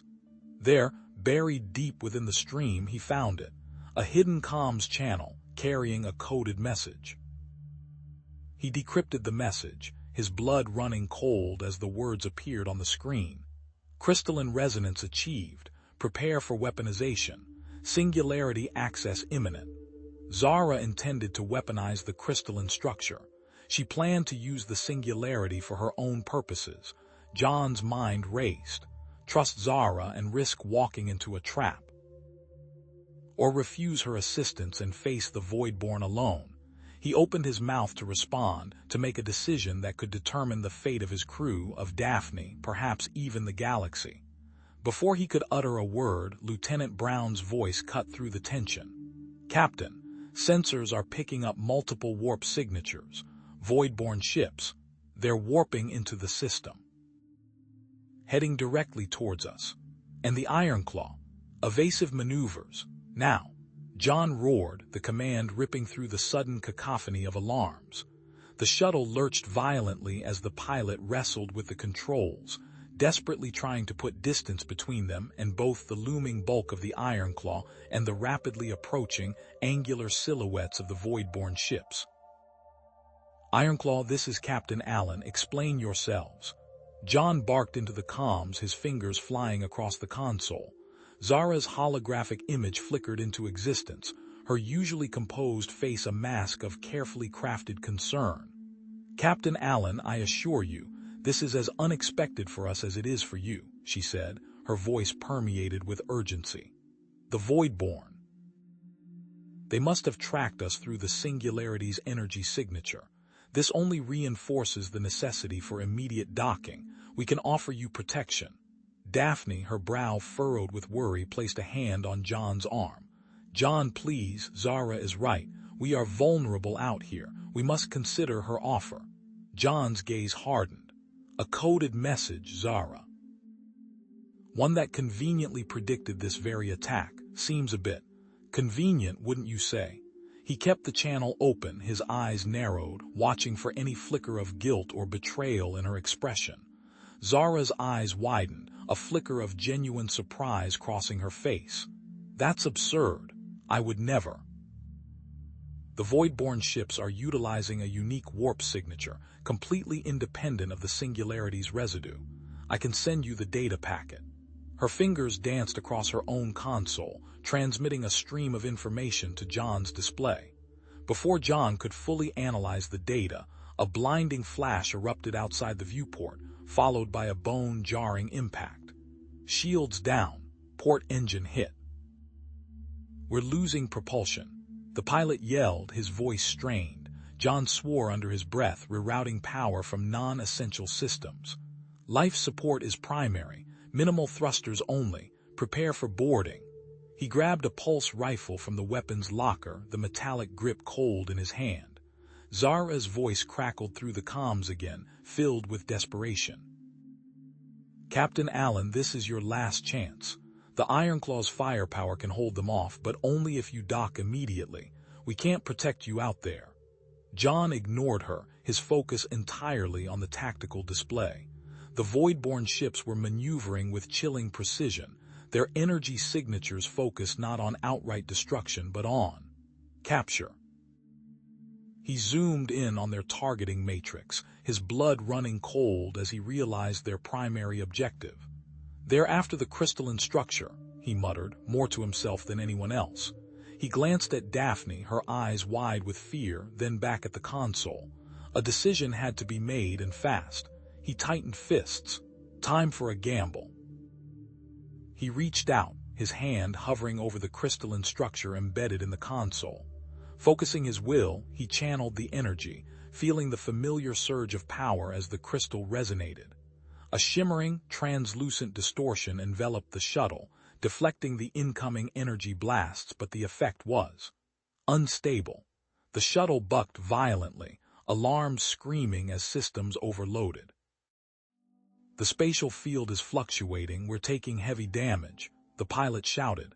Perfect it, Captain. Zara's voice was almost hysterical. That distortion, it could be our escape, but you need to dock with the Ironclaw to amplify its effect. Together we can create a stable wormhole. John grit his teeth, ignoring her. He didn't trust her, not yet, but the spatial distortion. It was their only chance. He wrestled with the controls, pushing the crystal to its limits. Hang on, he yelled, and with a final surge of power he ripped a hole in space, a swirling vortex of energy that led nowhere. The shuttle plunged through the temporary jump point, the transition a nauseating blend of colors and sensations. When they emerged, it was into the cold, silent darkness near a derelict space station, its hull scarred and battered by time and neglect. He glanced back, his hand still on the crystal. The Ironclaw materialized behind them, maintaining a cautious distance. Captain Allen, Zara's voice came over the comms, surprisingly calm now. Despite our disagreements, it is clear we share a common enemy. We offer our assistance in repairing your shuttle and in securing the station. A temporary alliance, perhaps. John stared at the decaying station, then back at the Ironclaw. They were outgunned, outmaneuvered, and stranded. He had no choice. I accept your offer, Zara, he said, his voice flat. But understand this, any collaboration will be on my terms. One wrong move and this alliance is over. Daphne sighed, a mixture of relief and apprehension in her eyes. Perhaps we can find a way to work together. For the sake of my people, we must try. As the shuttle limped towards a docking port on the derelict station, red alerts flashed on the console. Captain. Multiple Voidborn signatures. They're correcting course. ETA, 10 minutes. The temporary safety was shattered. The hunt was still on. The shuttle shuddered as magnetic clamps engaged, locking it against the derelict station's main hangar. A low, groaning sigh echoed through the cramped cabin, the sound of ancient metal protesting its forced union. Inside, John felt the familiar thrum of the engines die down, replaced by an unsettling silence. Flickering emergency lights cast long, distorted shadows across the hangar's decaying interior, illuminating piles of twisted metal and sparking conduits. The air hung thick with the metallic tang of ozone and the musty odor of long-abandoned machinery. "All right, people," John barked, his voice echoing slightly in the vast space. "Marines, secure the perimeter, 2 squads east and west. Miller, I want sensors up and running.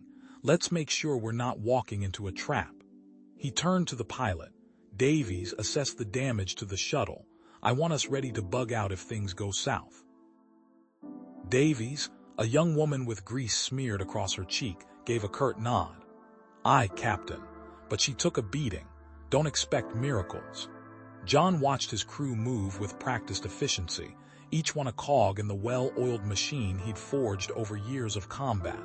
But even their professionalism couldn't mask the unease that permeated the air. This station felt wrong, a tomb filled with forgotten horrors. Zara stepped forward, her dark eyes gleaming in the dim light. "Captain, I must access the station's main computer core immediately.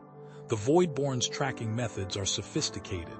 Without analyzing their algorithms, we're flying blind." John hesitated. He trusted Zara about as far as he could throw her, which, considering her enhanced strength, wasn't saying much. "And why should I trust you with that kind of access, Zara?" Daphne, her voice still weak but infused with conviction, intervened. "Captain, Zara is right. We need her expertise. We must cooperate if we are to survive." She met John's gaze, her violet eyes pleading. "Please, Captain." "Trust her, trust us." John sighed, running a hand through his thinning hair. He hated this. He hated relying on people he didn't trust, but Daphne was right. They needed every advantage they could get. "Fine," he conceded. "But limited access only.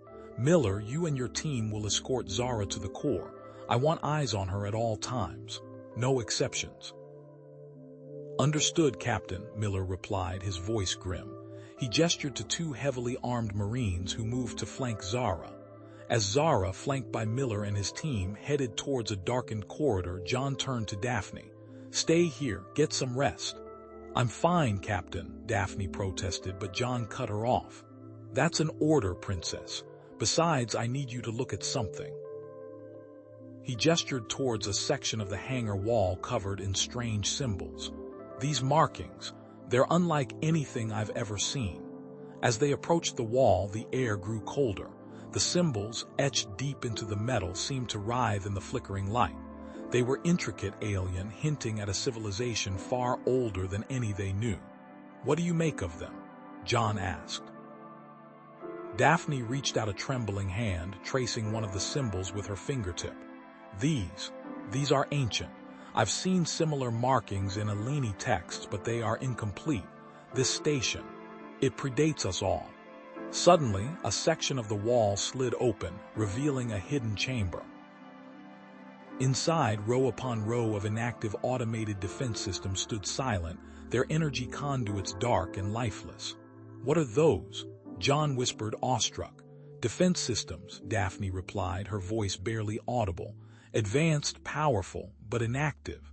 They require a specific crystalline energy source to function."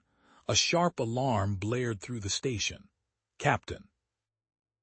Miller's voice crackled over the comms. "Zara has overridden the security protocols. She's gained full access to the station's systems." John swore under his breath. He should have known. "Daphne, stay here." He sprinted towards the corridor, his pulse pounding in his ears. He found Zara in a chamber filled with weapon racks. She had accessed weapons and technology they had not even seen before now. "Zara, stand down," John shouted, his weapon raised. Zara turned, her expression cold and defiant. "I'm doing what needs to be done, Captain. You wouldn't understand." "Understand what? Betrayal. You were given limited access and you abused it. I found a hidden cache of weapons, technology we desperately need." Zara retorted, hefting a plasma rifle. "You would have left it to rot." "Maybe," John said, his eyes narrowing. "Or maybe you're planning something else entirely." Before Zara could respond, the station shuddered violently. Alarms wailed and the lights flickered ominously. "Report." John yelled into his comm. "Captain, we're under attack." Davy screamed. "Voidborn ships." "They're everywhere." The Voidborn ships launched a coordinated assault, their energy weapons tearing through the station's weakened defenses. Explosions rocked the structure, sending debris flying through the corridors. "We have to move," John shouted, grabbing Daphne's arm. "The station won't hold for long." They raced back towards the hidden chamber, dodging falling debris and energy blasts. "The defense systems," Daphne exclaimed, "if we can activate them." Inside the chamber, Daphne examined the inactive consoles. "The power conduits are damaged. I can bypass them, but—" She trailed off, her voice filled with despair. "The activation slot. It requires a crystal unlike any in our possession." John swore, just when they thought they had a chance. Daphne closed her eyes, her face pale and drawn. "There is another way," she whispered. "I can channel my own life force through the interface. It would be temporary, but it might be enough." "No," John protested. "It's too dangerous." "It's the only way, Captain," Daphne said, her voice resolute. "I have to try." She stepped towards the console, her hand outstretched. With a deep breath, Daphne placed her hand on the crystal interface. A surge of energy coursed through her body, and her eyes glowed with an unnatural light. The defense system sprang to life, unleashing a barrage of energy weapons that ripped through the Voidborn ships. The Voidborn ships, caught off guard, reeled from the sudden assault. Several exploded in brilliant flashes of light, their twisted wreckage spinning into the void. But the effort took its toll on Daphne. As the defense systems powered down, she collapsed into John's arms, unconscious. "Daphne!" John cried, his voice filled with panic. He cradled her limp body, his heart pounding in his chest. Zara approached, her expression unreadable. "She needs immediate medical attention. I can use the Ironclaw's energy core to stabilize her and provide a long-term power source for the defense systems, but we need to dock with the station." John hesitated. He didn't trust Zara, not one bit, but Daphne's life was on the line. "Fine," he said, his voice tight with anger. "You can dock, but under my terms. And one wrong move, Zara, and you're dead." As the Ironclaw maneuvered into position, preparing to dock with the station, Zara secretly accessed a hidden comm channel. Her fingers danced across the console, transmitting a coded signal into the void. "The prey is trapped," she whispered. "The defenses are weakened. Attack now." John, watching from the hangar bay, saw the signal transmission. His blood ran cold. He'd been played. Zara had been manipulating them all along, the Voidborn attack. It had been orchestrated. Before he could react, the station was rocked by a massive explosion. The Voidborn ships, emboldened by Zara's signal, launched a final, overwhelming assault. The station's weakened defenses crumbled, and all escape routes were cut off. John, Daphne, and the remaining crew were trapped, facing certain destruction. "Explain," John growled, his voice a low tremor that barely masked the fury beneath. He kept his weapon trained on Zara, the energy pistol unwavering despite the turmoil raging within him. "Why Zara? After everything?" Zara's face was a mask of anguish, her eyes glistening with unshed tears. "It wasn't supposed to be like this, John. I never wanted to hurt you or Daphne." She took a shaky breath. "The destruction of my homeworld. It wasn't the Voidborn, not entirely.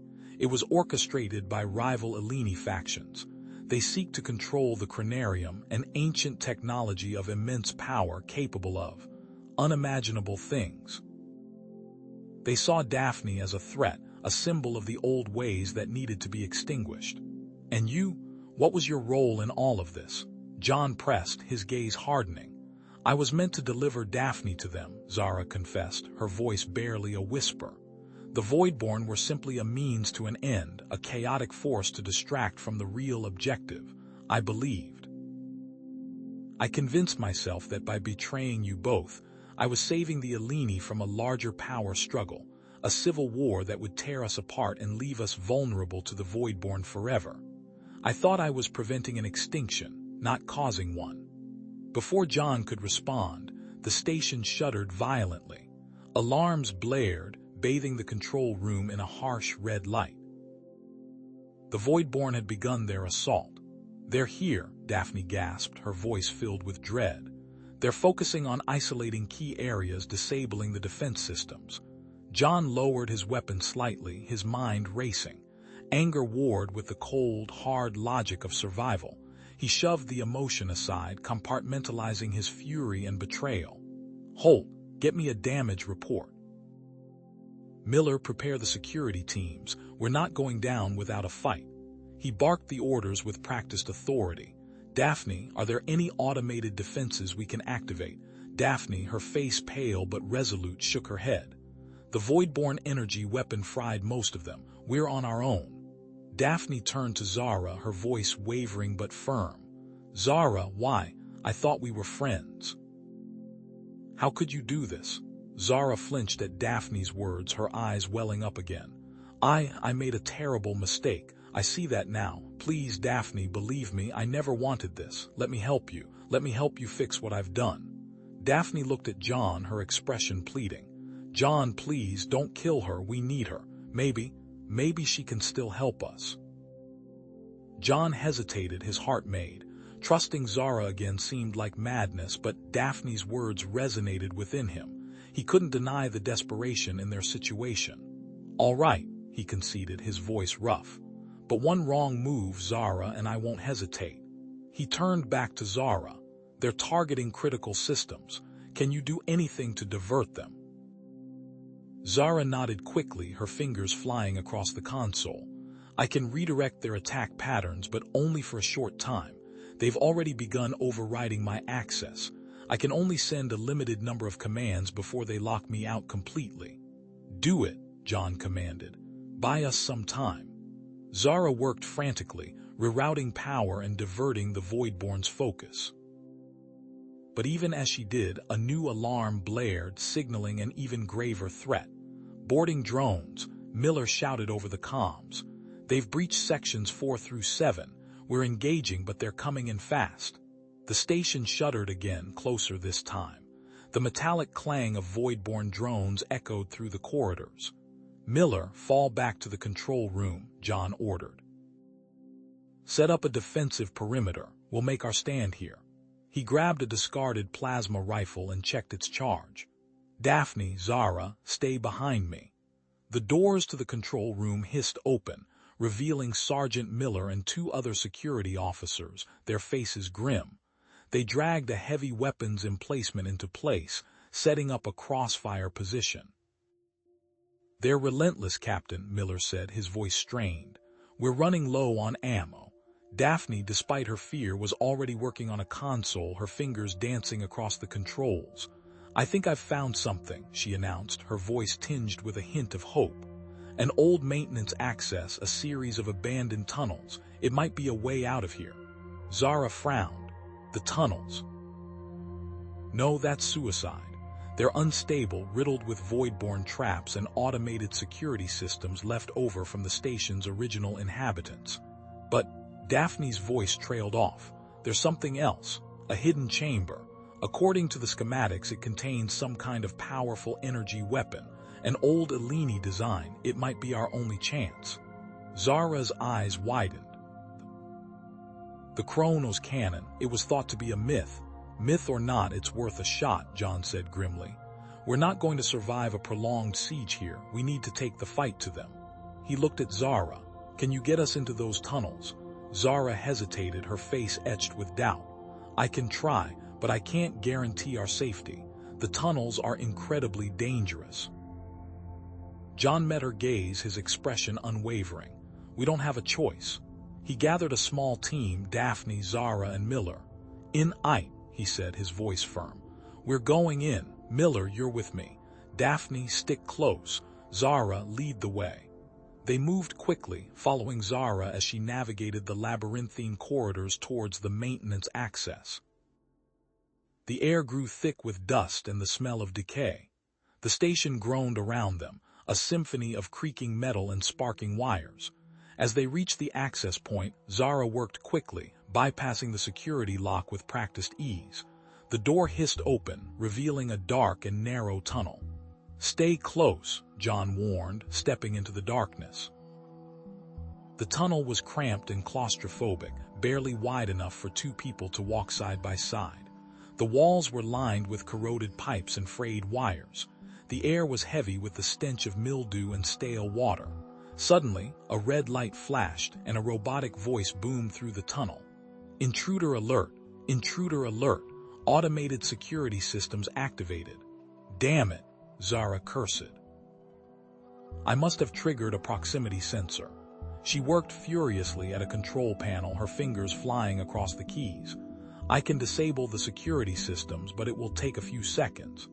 Before she could finish, laser grids snapped into existence, crisscrossing the tunnel.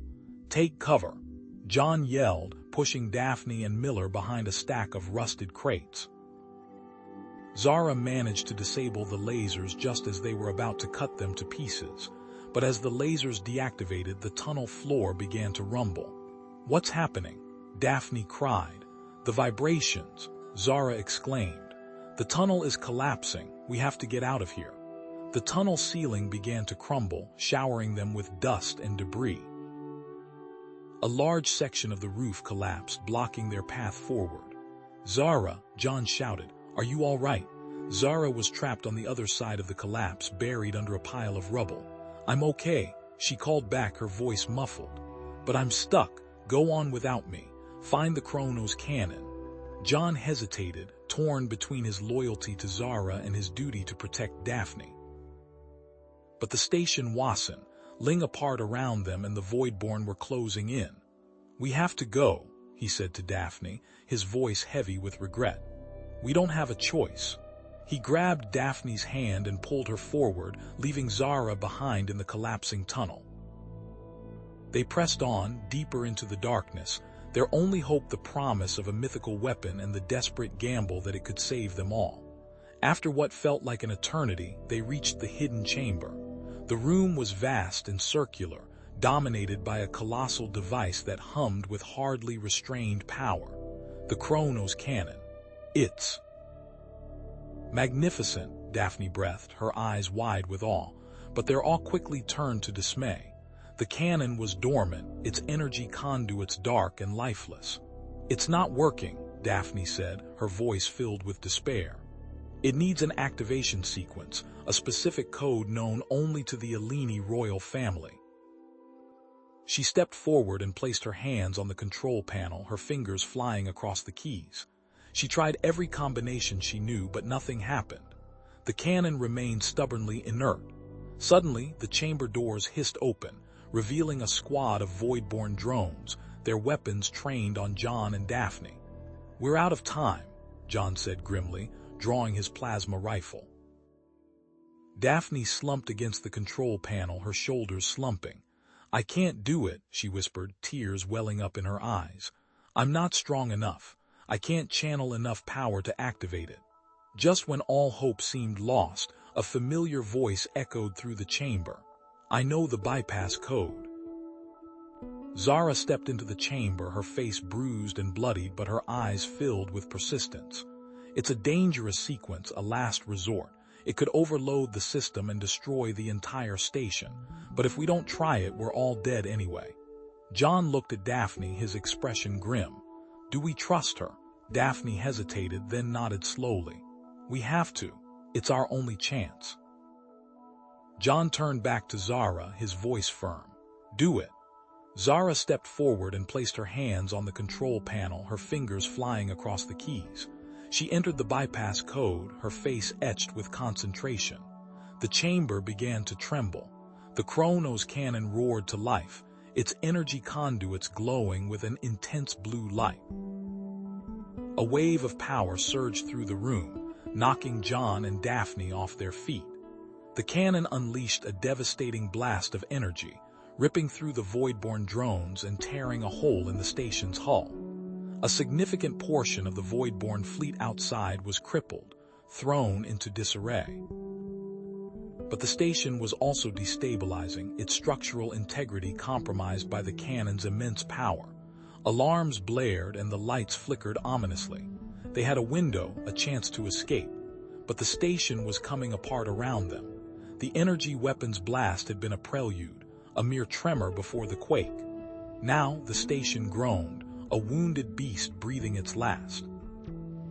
Structural integrity gave way with a screech of tortured metal, corridors buckled and emergency bulkheads slammed shut, severing sections with brutal finality. Alarms blared, a cacophony of impending doom. "Move, now!" John roared over the din, shoving Zara forward. "Escape pod bay, let's go!" But the primary route was impassable. A mangled mess of twisted girders and sparking cables blocked their path, flames licking hungrily at the wreckage. The heat was intense, palpable even through their protective gear. Daphne, her breathing ragged, pointed towards a barely visible access panel. The ventilation shafts, alternate route, but she hesitated, her violet eyes wide with apprehension. But John pressed, his hand instinctively reaching for his sidearm. Zara finished her thought, her voice grim. "Likely infested, the Voidborn, they adapt. They will have infested the shafts, making them even more dangerous in such close quarters." The ventilation shafts were a claustrophobic nightmare. Narrow, twisting tunnels reeking of stale air and ozone. Each clang of metal echoed unnervingly, amplifying the tension. It wasn't long before they encountered them. Not the shambling husks they'd fought before, but something evolved. Smaller, sleeker drones, their chitinous bodies adapted to the cramped confines, scuttling along the walls and ceiling. Their energy weapons spat silent bolts of purple energy. Damn it. John swore, returning fire with his pulse rifle. The confined space made maneuvering difficult, the drones were relentless. "Zara, can you?" John began, dodging a blast. Zara was already on it. "I need something to work with." She ripped a panel off the wall, exposing a tangle of wires and conduits. Human design, override protocols. Her fingers flew, splicing wires, rerouting power. "What are you doing?" Daphne asked, her voice filled with concern. "Improvising," John replied, handing Zara a power cell from his rifle. "Give her some space." In moments, Zara had fashioned a makeshift weapon, a crude energy blaster jury rigged from station components and human ingenuity. It spat a raw, unstable beam of energy, vaporizing the drones with terrifying efficiency. But the weapon was volatile. With each shot, the ventilation shaft vibrated, the metal groaning under the strain. "It won't hold for long," Zara shouted over the din. She was right. A deafening crack echoed through the shaft. The ceiling buckled, showering them with dust and debris. A section of the shaft collapsed, severing the tunnel and separating John from Daphne and Zara. "Daphne, Zara," John yelled, clawing at the rubble. "Are you all right? We're here." Daphne's voice was faint, muffled by the debris. "But we're trapped." John knew he couldn't waste time. He had to find another way around. "I'm coming. Find a way to the escape pods." Daphne and Zara, coughing in the dust-filled air, pressed on. Rounding a bend, they stumbled upon a hidden cache, a forgotten emergency supply depot. Inside, they found rations, medical supplies, and an Alini personal energy shield. But the emitter was damaged, wires sparking erratically. "It's damaged," Daphne said, her voice infused with disappointment. Zara examined the device. "It can work, but someone needs to hold the connection, keep the circuit closed. It's a suicide mission." Meanwhile, John, picking his way through the wreckage, heard the unmistakable sound of gunfire. Rounding a corner, he found Sergeant Miller and a small group of surviving crew members, locked in a desperate firefight with more Voidborn drones. "Captain," Miller exclaimed, relief flooding his face. "We're pinned down. The escape pod bays are swarming with those things." "How bad?" John asking, firing a burst from his rifle. "Worse than bad, sir. They're dug in. We'd need a damn miracle to get through." John considered their options, his mind racing. "We're not getting a miracle, Sergeant. We're making one. I have a plan." He explained his idea, using the station's emergency broadcast system to lure the Voidborn away from the escape pod bays, exploiting their predictable behavior patterns. It was a long shot, but it was their only chance. "Daphne, using her royal authority and a salvaged comm unit, managed to contact a small group of Eleni resistance fighters, hidden deep within the station's underbelly. They were wary, distrustful. "Princess Daphne," a gruff voice crackled over the comm. "We heard the station was under attack. What do you want?" "I need your help. We need to reach the escape pods. And why should we trust you or your companion?" The voice dripped with suspicion, directed at Zara. "She fights with the Voidborn." Zara stepped forward, her expression resolute. "I know their weaknesses, their communication network. It has a vulnerability, a blind spot. I can show you how to exploit it, disrupt their coordination." She rattled off a series of complex frequencies and algorithms. The resistance fighters were silent for a moment, considering her words. "Prove it," the voice finally said. John and Miller, meanwhile, had reached the emergency broadcast console. John activated the system, his voice echoing through the station. He broadcast a series of false distress signals, carefully crafted to appeal to the Voidborn's limited intelligence and strategic priorities. It worked. The drones began to peel away from the escape pod bays, drawn towards the perceived threat. "They're taking the bait," Miller exclaimed.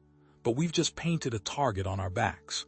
Daphne, holding the sparking energy shield with trembling hands, stepped into the corridor, Zara bracing her. The shield flickered, crackled, but held. A wave of energy washed over them, deflecting the Voidborn energy blasts. With a cry, Daphne charged forward, clearing a path for the resistance fighters who emerged from the shadows, weapons blazing. As John and Miller fought off the remaining drones near the broadcast console, John noticed something alarming. Sparks were flying from the energy weapons control panel, the casing glowing red. "That thing's overloading," Miller yelled. John swore. "We have to move." Now, they reached Daphne and Zara just as the resistance fighters arrived, but the station lurched violently. The main power core, destabilized by the earlier attacks, was about to breach. "The core's going critical," one of the resistance fighters shouted. "We have to get out of here." They sprinted towards the escape pod bay, the station shaking around them. They reached the bay just as the power core overloaded, sending a shockwave through the station. A cascade of explosions ripped through the structure, tearing it apart. The team piled into the last remaining escape pod, John slamming the launch button seconds before the station was completely consumed by fire. The pod shot out into the void, narrowly escaping the blast. But as they looked back at the burning wreckage of the station, they realized their troubles were just the beginning. The escape pod was damaged, its navigation systems malfunctioning. It spun wildly, hurtling towards an unknown destination, the vast darkness of space swallowing them whole. The station's destruction had thrown them into chaos, but the escape pod's emergency systems fought back, bathing the cramped interior in a harsh, red light. A flickering holographic display sputtered to life, painting a grim picture: critical damage to navigation and life support. Oxygen levels were already dropping, and the temperature was plummeting. John ran a hand over the console, his gut twisting. "Report." "Navigation's fried, Captain." Miller's voice was tight, filled with controlled panic. "Life support's failing, and we're on a collision course, something big nearby." John cursed under his breath, his eyes scanning the unresponsive manual controls. He thumped his hand against the panel, a futile gesture born of frustration. Daphne, her face pale and streaked with grime, pushed herself forward, ignoring the hiss of pain that escaped her lips. "Let me try," she gasped, her fingers already dancing over the damaged systems. Eleni systems. Similar principles. Zara, her brow furrowed in concentration, tapped at her wrist-mounted scanner. "Captain, I'm detecting a strange energy signature emanating from the navigation console. It's Voidborn, but different." She hesitated, her eyes narrowing. "I think they sabotaged this pod before they left the station. A delayed kill switch." John's heart made. "Miller, secure the limited supplies, rations, water, anything that'll keep us alive. Zara, with me. Let's see if we can override this thing manually. Daphne, be careful. The pod shuddered violently, throwing them against the walls. Warning klaxons blared, adding to the cacophony of the failing systems. Brace yourselves, John yelled, grabbing a handhold. We're going in.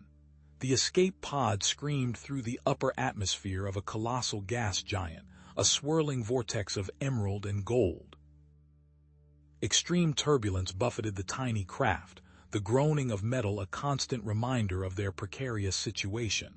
Heat seared through the hull, the temperature inside climbing despite the failing life support. Daphne, her face slick with sweat, grunted with effort. Almost there. Her fingers flew across the damaged console, sparks flying as she rerouted power conduits. I've managed to partially restore manual control. Limited, very limited. John gripped the makeshift controls, his squeezing hard. He wrestled with the sluggish response, making minute course corrections. It's not enough. We're still plummeting. Zara, her face illuminated by the flickering console lights, pointed to a panel hidden beneath a layer of melted plastic. Captain, look. A hidden compartment. An emergency beacon. Damaged, but maybe. How much power does it need? John asked, his eyes flicking between the controls and the rapidly approaching planet. Too much, Zara replied grimly. Activating it will drain what little power we have left. Life support could fail completely. John hesitated, his mind racing. Life support was critical, but without a signal they were doomed anyway. Do it, he said, his voice firm. Activate the beacon, now. Zara nodded, her fingers flying across the console. The pod groaned, the lights dimming as power surged to the beacon. A high-pitched whine filled the cramped space as the device struggled to transmit. Signal sent, Zara announced, her voice strained. Weak. Very weak. I don't know if anyone received it. The pod lurched violently, alarms screaming as it plunged into a dense debris field within the gas giant's atmosphere. Jagged pieces of wreckage slammed against the hull, tearing and ripping at the already compromised systems. Then everything went black. John gasped, his lungs burning. He blinked, trying to clear his vision. The pod was a mangled wreck embedded in a massive piece of debris. The air was thick, heavy with the stench of ozone and burning metal. Report, he croaked, his throat raw. Alive, Miller rasped, his voice weak. Banged up, but alive. Daphne coughed, her eyes fluttering open. I am also functional. Life support's gone, Zara said, her voice grim. Atmosphere's toxic. We need to find a way to seal this pod or find somewhere else. John pushed himself to his feet, ignoring the throbbing pain in his side. He peered through a crack in the shattered viewport. The debris field was vast, a chaotic jumble of metal and rock suspended in the swirling gas. Let's see what we've got, he said, his voice regaining its edge. Miller with me. Zara, Daphne, stay here. Seal the pod as best you can. As they explored the wreckage, they found signs of a previous civilization, strange symbols etched into the metal, twisted machinery unlike anything they had ever seen. This was a mining operation, Miller said, his voice low. Harvesting resources from the gas giant, but something happened here, something bad. Daphne gasped, her eyes widening as she examined a piece of wreckage. This is a Eleni design, ancient, but Eleni. An Eleni colony, John asked, his brow furrowed. Here, in a gas giant. Daphne nodded, her voice filled with a strange mix of wonder and sorrow. A long-lost colony ship. My ancestors. They stumbled upon a partially intact research lab, its interior filled with shattered equipment and flickering holographic displays. Zara managed to access the data logs, her fingers flying across the damaged controls. They were experimenting with a volatile energy source, she announced, her voice grim. Something called Etherium. Suddenly, Miller froze, his hand resting on his sidearm. I'm picking up movement, he whispered. Something's out there, and it's not friendly. John's hand tightened on his weapon. He scanned the wreckage, his senses on high alert. Voidborn, could be, Miller replied, but I don't think so. This feels different. A guttural screech echoed through the wreckage, followed by the skittering of claws on metal. From the shadows, a swarm of creatures emerged, their bodies warped and twisted by the etherium radiation. They were grotesque parodies of life, their eyes glowing with a malevolent intelligence. What in God's name? John breathed, raising his weapon. The creatures lunged, their claws dripping with a viscous black fluid. The battle was joined, a desperate struggle for survival in the toxic depths of the gas giant. Zara, dodging a swipe from a mutated claw, shouted, "Captain, I'm detecting a signal, it's controlling them," emanating from a structure nearby.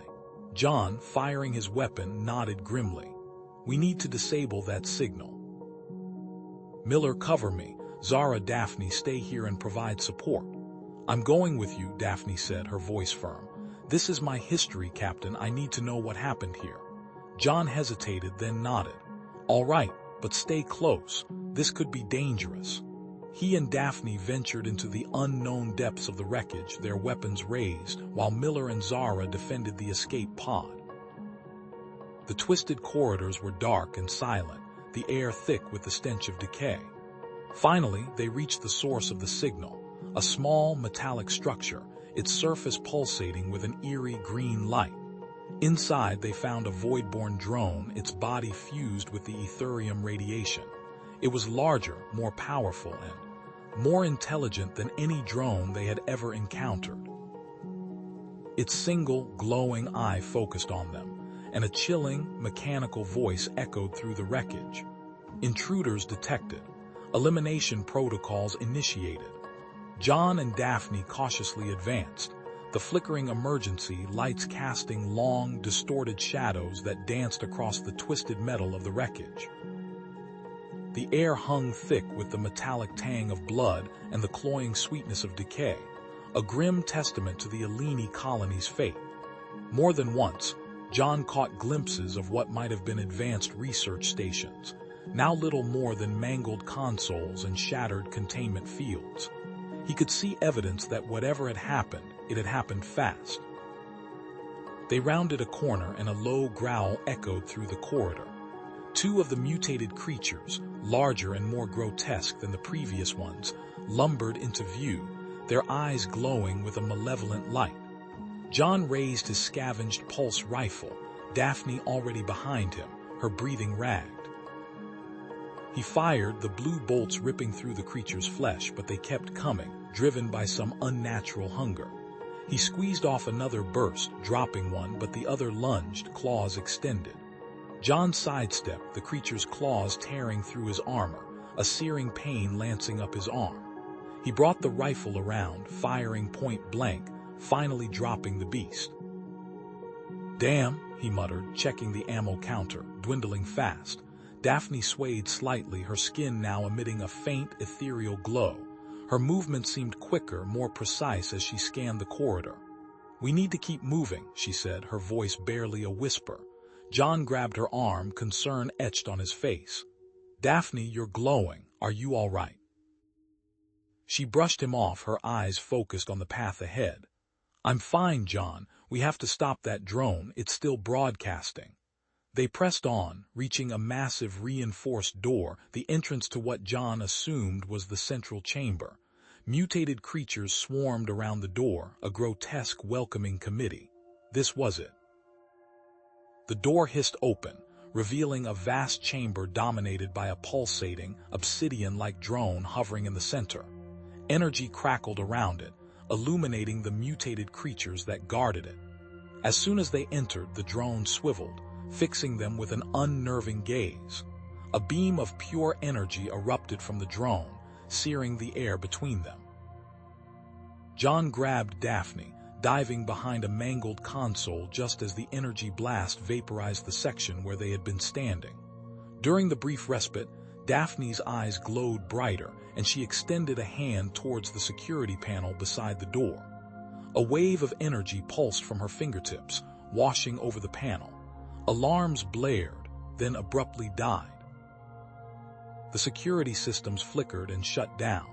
"Go, John, I've disabled the shields," she yelled, panting. John didn't hesitate. He charged into the chamber, firing his rifle, the bolts impacting against the drone's surface with little effect. The drone retaliated with another energy blast, forcing John to dive for cover again. He noticed the creature's movements. Predictable. He needed to get closer. He scrambled behind a fallen pillar, using it as cover while he reloaded. The drone floated closer, its malevolent presence filling the chamber. John peeked around the pillar, firing a burst, then ducked back as another energy blast scorched the stone. He needed something, anything. He glanced around, spotting a network of damaged power conduits running along the ceiling. An idea sparked in his mind. He dashed towards a pile of debris, grabbing a length of exposed cable. With a grunt, he hurled it upwards, the cable snaking around one of the power conduits. He yanked hard, and the conduit, weakened by the previous damage, snapped, showering sparks and debris.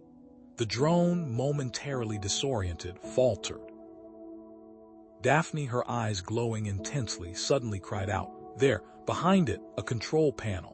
John followed her gaze, spotting a hidden panel concealed behind the drone. It was their chance. He sprinted towards the drone, dodging energy blasts, his heart pounding in his chest. He reached the drone and smacked his palm against the panel, ripping it open. A tangle of wires and circuits lay exposed. Suddenly, Daphne cried out, "Now, John, now!" He didn't hesitate. He grabbed a loose wire and jammed it into the drone's core. The drone shuddered violently, emitting a high-pitched whine that resonated through the chamber. Then a pulse of energy erupted from the drone, washing over everything. John felt a jolt, his vision blurring. He stumbled but managed to stay on his feet. He looked around, finding the mutated creatures frozen in place, deactivated. But Daphne collapsed, her body hitting the ground with a sickening thud. "Daphne!" John rushed to her side, kneeling beside her. Her eyes were closed, her skin glowing with an almost blinding light. He checked her pulse, faint, erratic. Her energy levels were fluctuating wildly. His comm beeped. "John, this is Zara. We've managed to partially repair the communication systems, but we've detected a massive void-born fleet approaching your location. ETA, less than an hour." He cursed under his breath. Things just kept getting worse. As he tried to revive Daphne, a holographic image flickered to life in the center of the chamber. A woman's face, pale and gaunt, materialized, her eyes filled with a haunting sadness. "Warning," she said, her voice raspy and distorted. "Etherium is not a weapon, it is a plague." "Who are you?" John asked, his voice tight with apprehension. "I am the remnant of the colony ship AI," the hologram replied. "We sought to harness the power of Etherium to create a weapon to defend ourselves. But we failed. It mutated us, destroyed us. The Voidborn, they are drawn to Etherium. They seek to weaponize it to unleash its power upon the galaxy." "And Daphne?" John demanded, his grip tightening on his pulse rifle.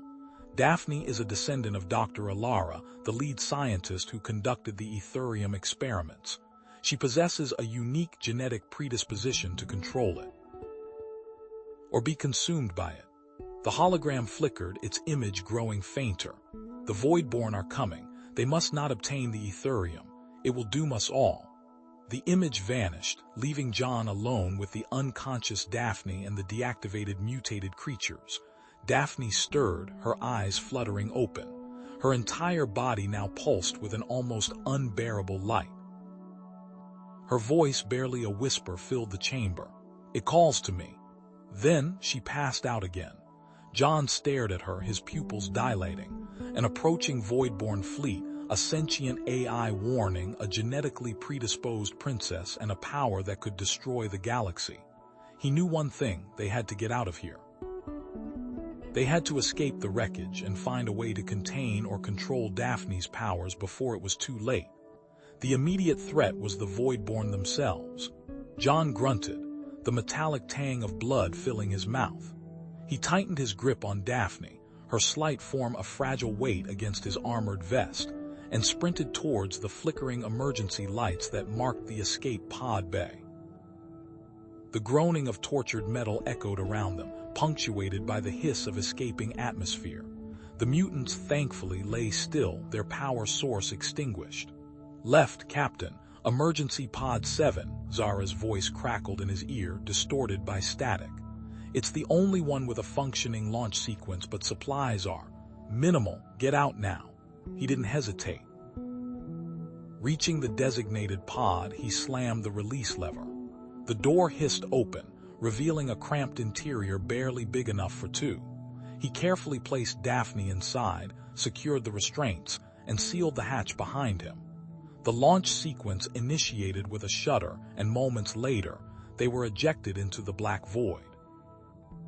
As the escape pod accelerated away from the colony ship, the void-born fleet materialized like a nightmare made real.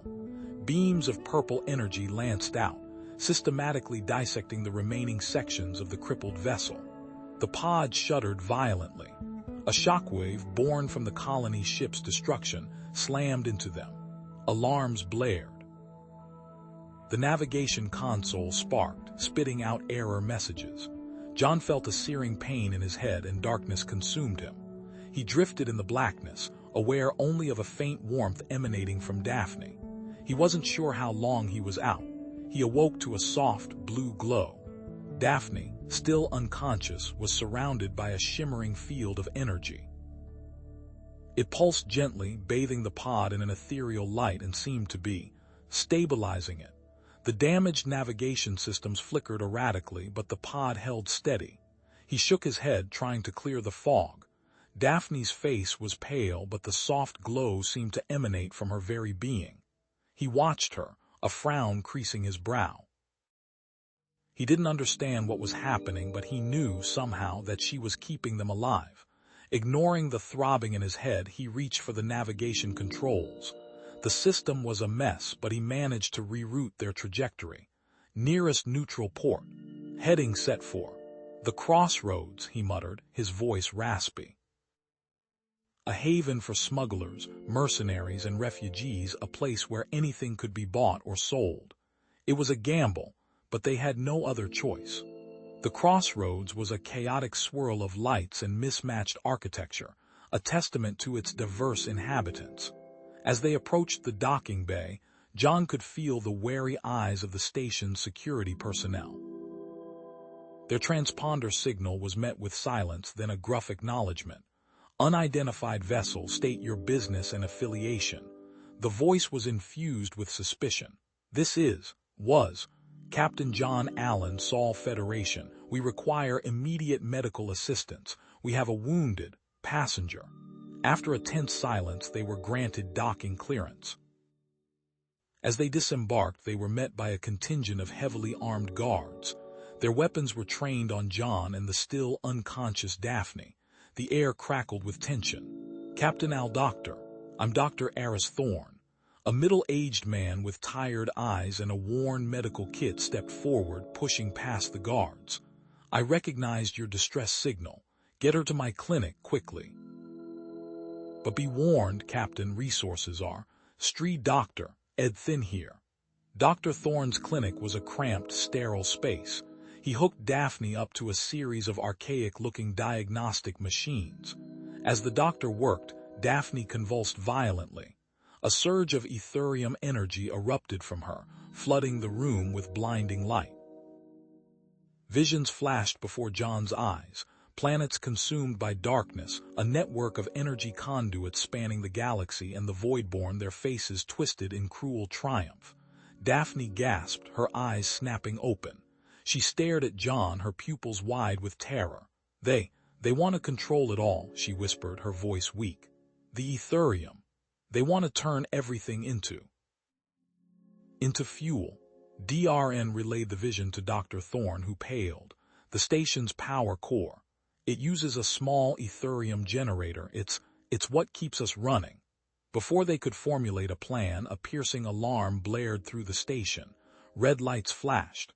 The comms system crackled with static. "Unidentified vessel decloaking near the station. Security lockdown initiated." A holographic image flickered to life, showing a sleek black ship hovering just outside the station's perimeter. Its design was alien, menacing. A cold, synthesized voice filled the station. "Attention, inhabitants of the crossroads. We know you harbor a fugitive and a Leni princess named Daphne. Surrender her to us immediately or we will be forced to eliminate this infestation."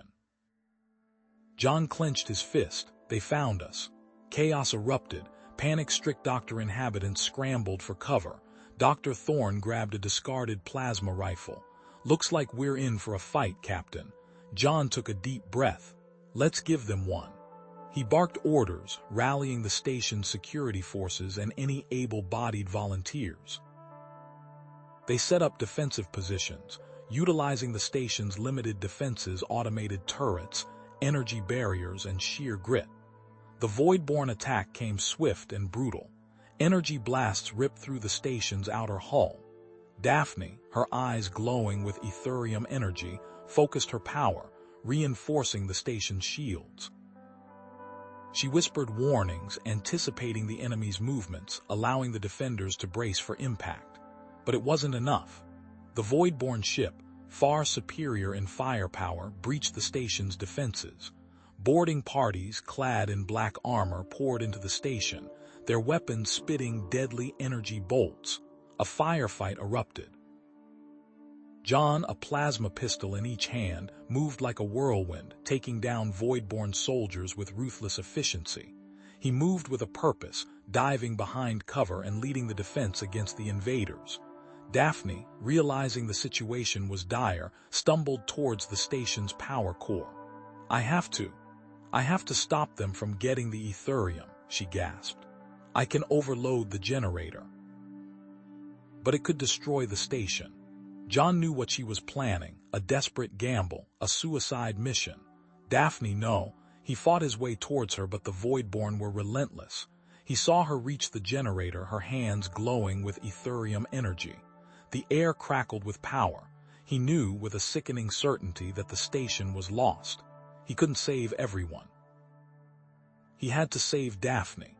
"Zara," he yelled into his comm, though he knew communications were likely down. He needed to make a choice, a terrible, impossible choice. He grabbed Daphne, pulling her away from the generator. "We're leaving. Now." He activated a nearby emergency hatch, the hiss of depressurization a deafening roar as Dry were sucked out into the void, leaving Dr. Thorne and the remaining inhabitants to their fate, while Zara's fate remained unknown.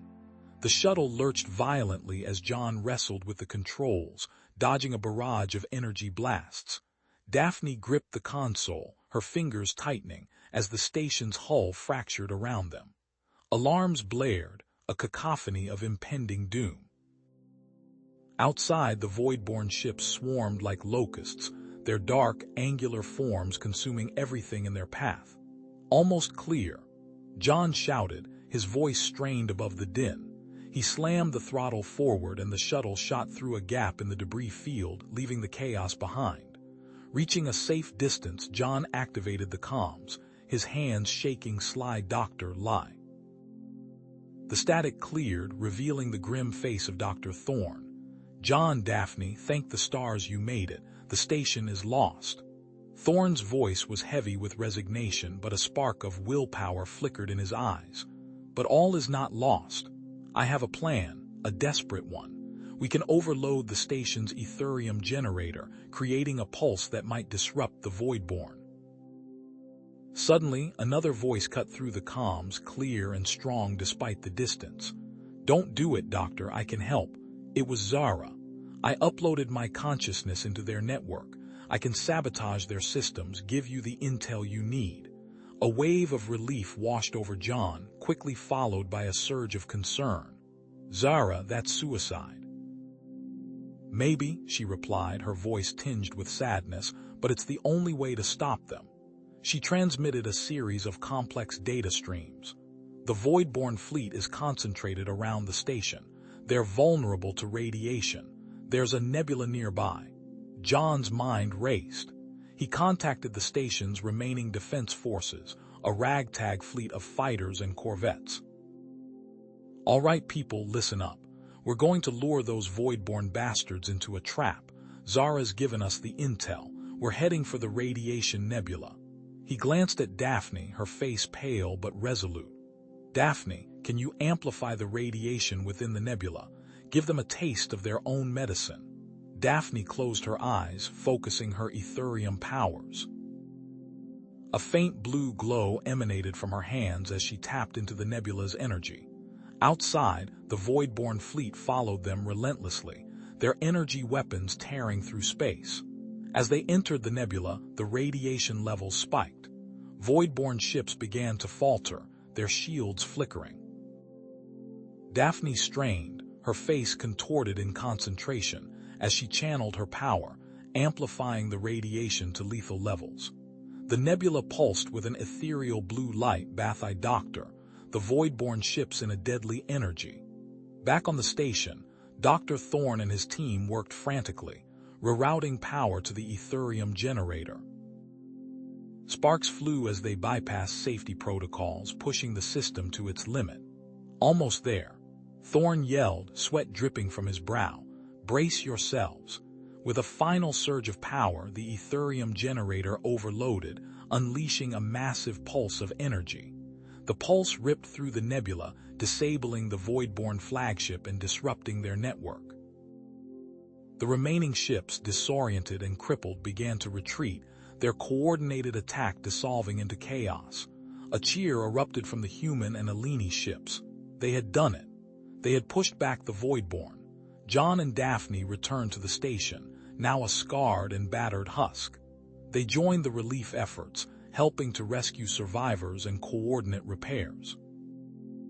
The station's inhabitants, a mix of humans, Eleni, and other species, worked together, united by their shared experience. But the victory was short-lived. Zara's voice crackled over the comms, her tone urgent. "John, Daphne, you have to listen. The Voidborn's ultimate goal. It's not just conquest. They want to merge all sentient consciousness into a hive mind, eliminating individuality. They see it as the next step in evolution." A chill ran down John's spine. The Voidborn weren't just conquerors, they were destroyers of the self. "Zara, can you stop them?" "I can try," she replied. "I can try to sever the hive-mind connection, free the enslaved species, but it will be difficult, and it may cost me everything." With a surge of willpower, Zara unleashed a digital virus into the Voidborn network, severing the hive-mind connection. Enslaved species regained their individuality, causing widespread chaos within the Voidborn ranks. John and Daphne knew what they had to do. They rallied a coalition of human, Eleni, and other species, launching a campaign to liberate Voidborn-controlled systems. They offered the freed species a chance at redemption, a chance to rebuild their lives and reclaim their identities. Months turned into years as the war against the Voidborn raged on, but slowly, surely, the tide began to turn. The coalition, united by their shared desire for freedom, pushed back the Voidborn system by system. Finally, Zara contacted John. "I've found a way," she said, her voice filled with hope. "I can transfer my consciousness back into a physical body. It's risky, but I think it can work." With John's help, Zara developed a technology to reverse engineer Voidborn technology, creating a new body for herself. The process was long and arduous, but in the end it was a success. Zara was back. Meanwhile, Daphne had returned to her homeworld, now a desolate wasteland. Using her Etherium powers, she began the slow process of revitalizing the planet's ecosystem. She coaxed life back into the barren soil, purified the polluted waters, and restored the shattered forests. With the Voidborn threat neutralized and her homeworld on the path to recovery, John and Daphne established a new galactic alliance, dedicated to defending against future threats and promoting cooperation between species. They had learned that only by working together could they hope to build a better future for the galaxy. Years later, John and Daphne stood side by side, looking out at the rebuilt Eleni homeworld. Lush forests covered the landscape, and the sky was filled with the sound of birdsong. Zara stood beside them, a physical presence once more, her eyes filled with hope. The scars of war remained, but they were a reminder of the sacrifices made and the challenges overcome. They had faced the darkness and emerged stronger together. The human spirit, combined with the unique abilities of other species,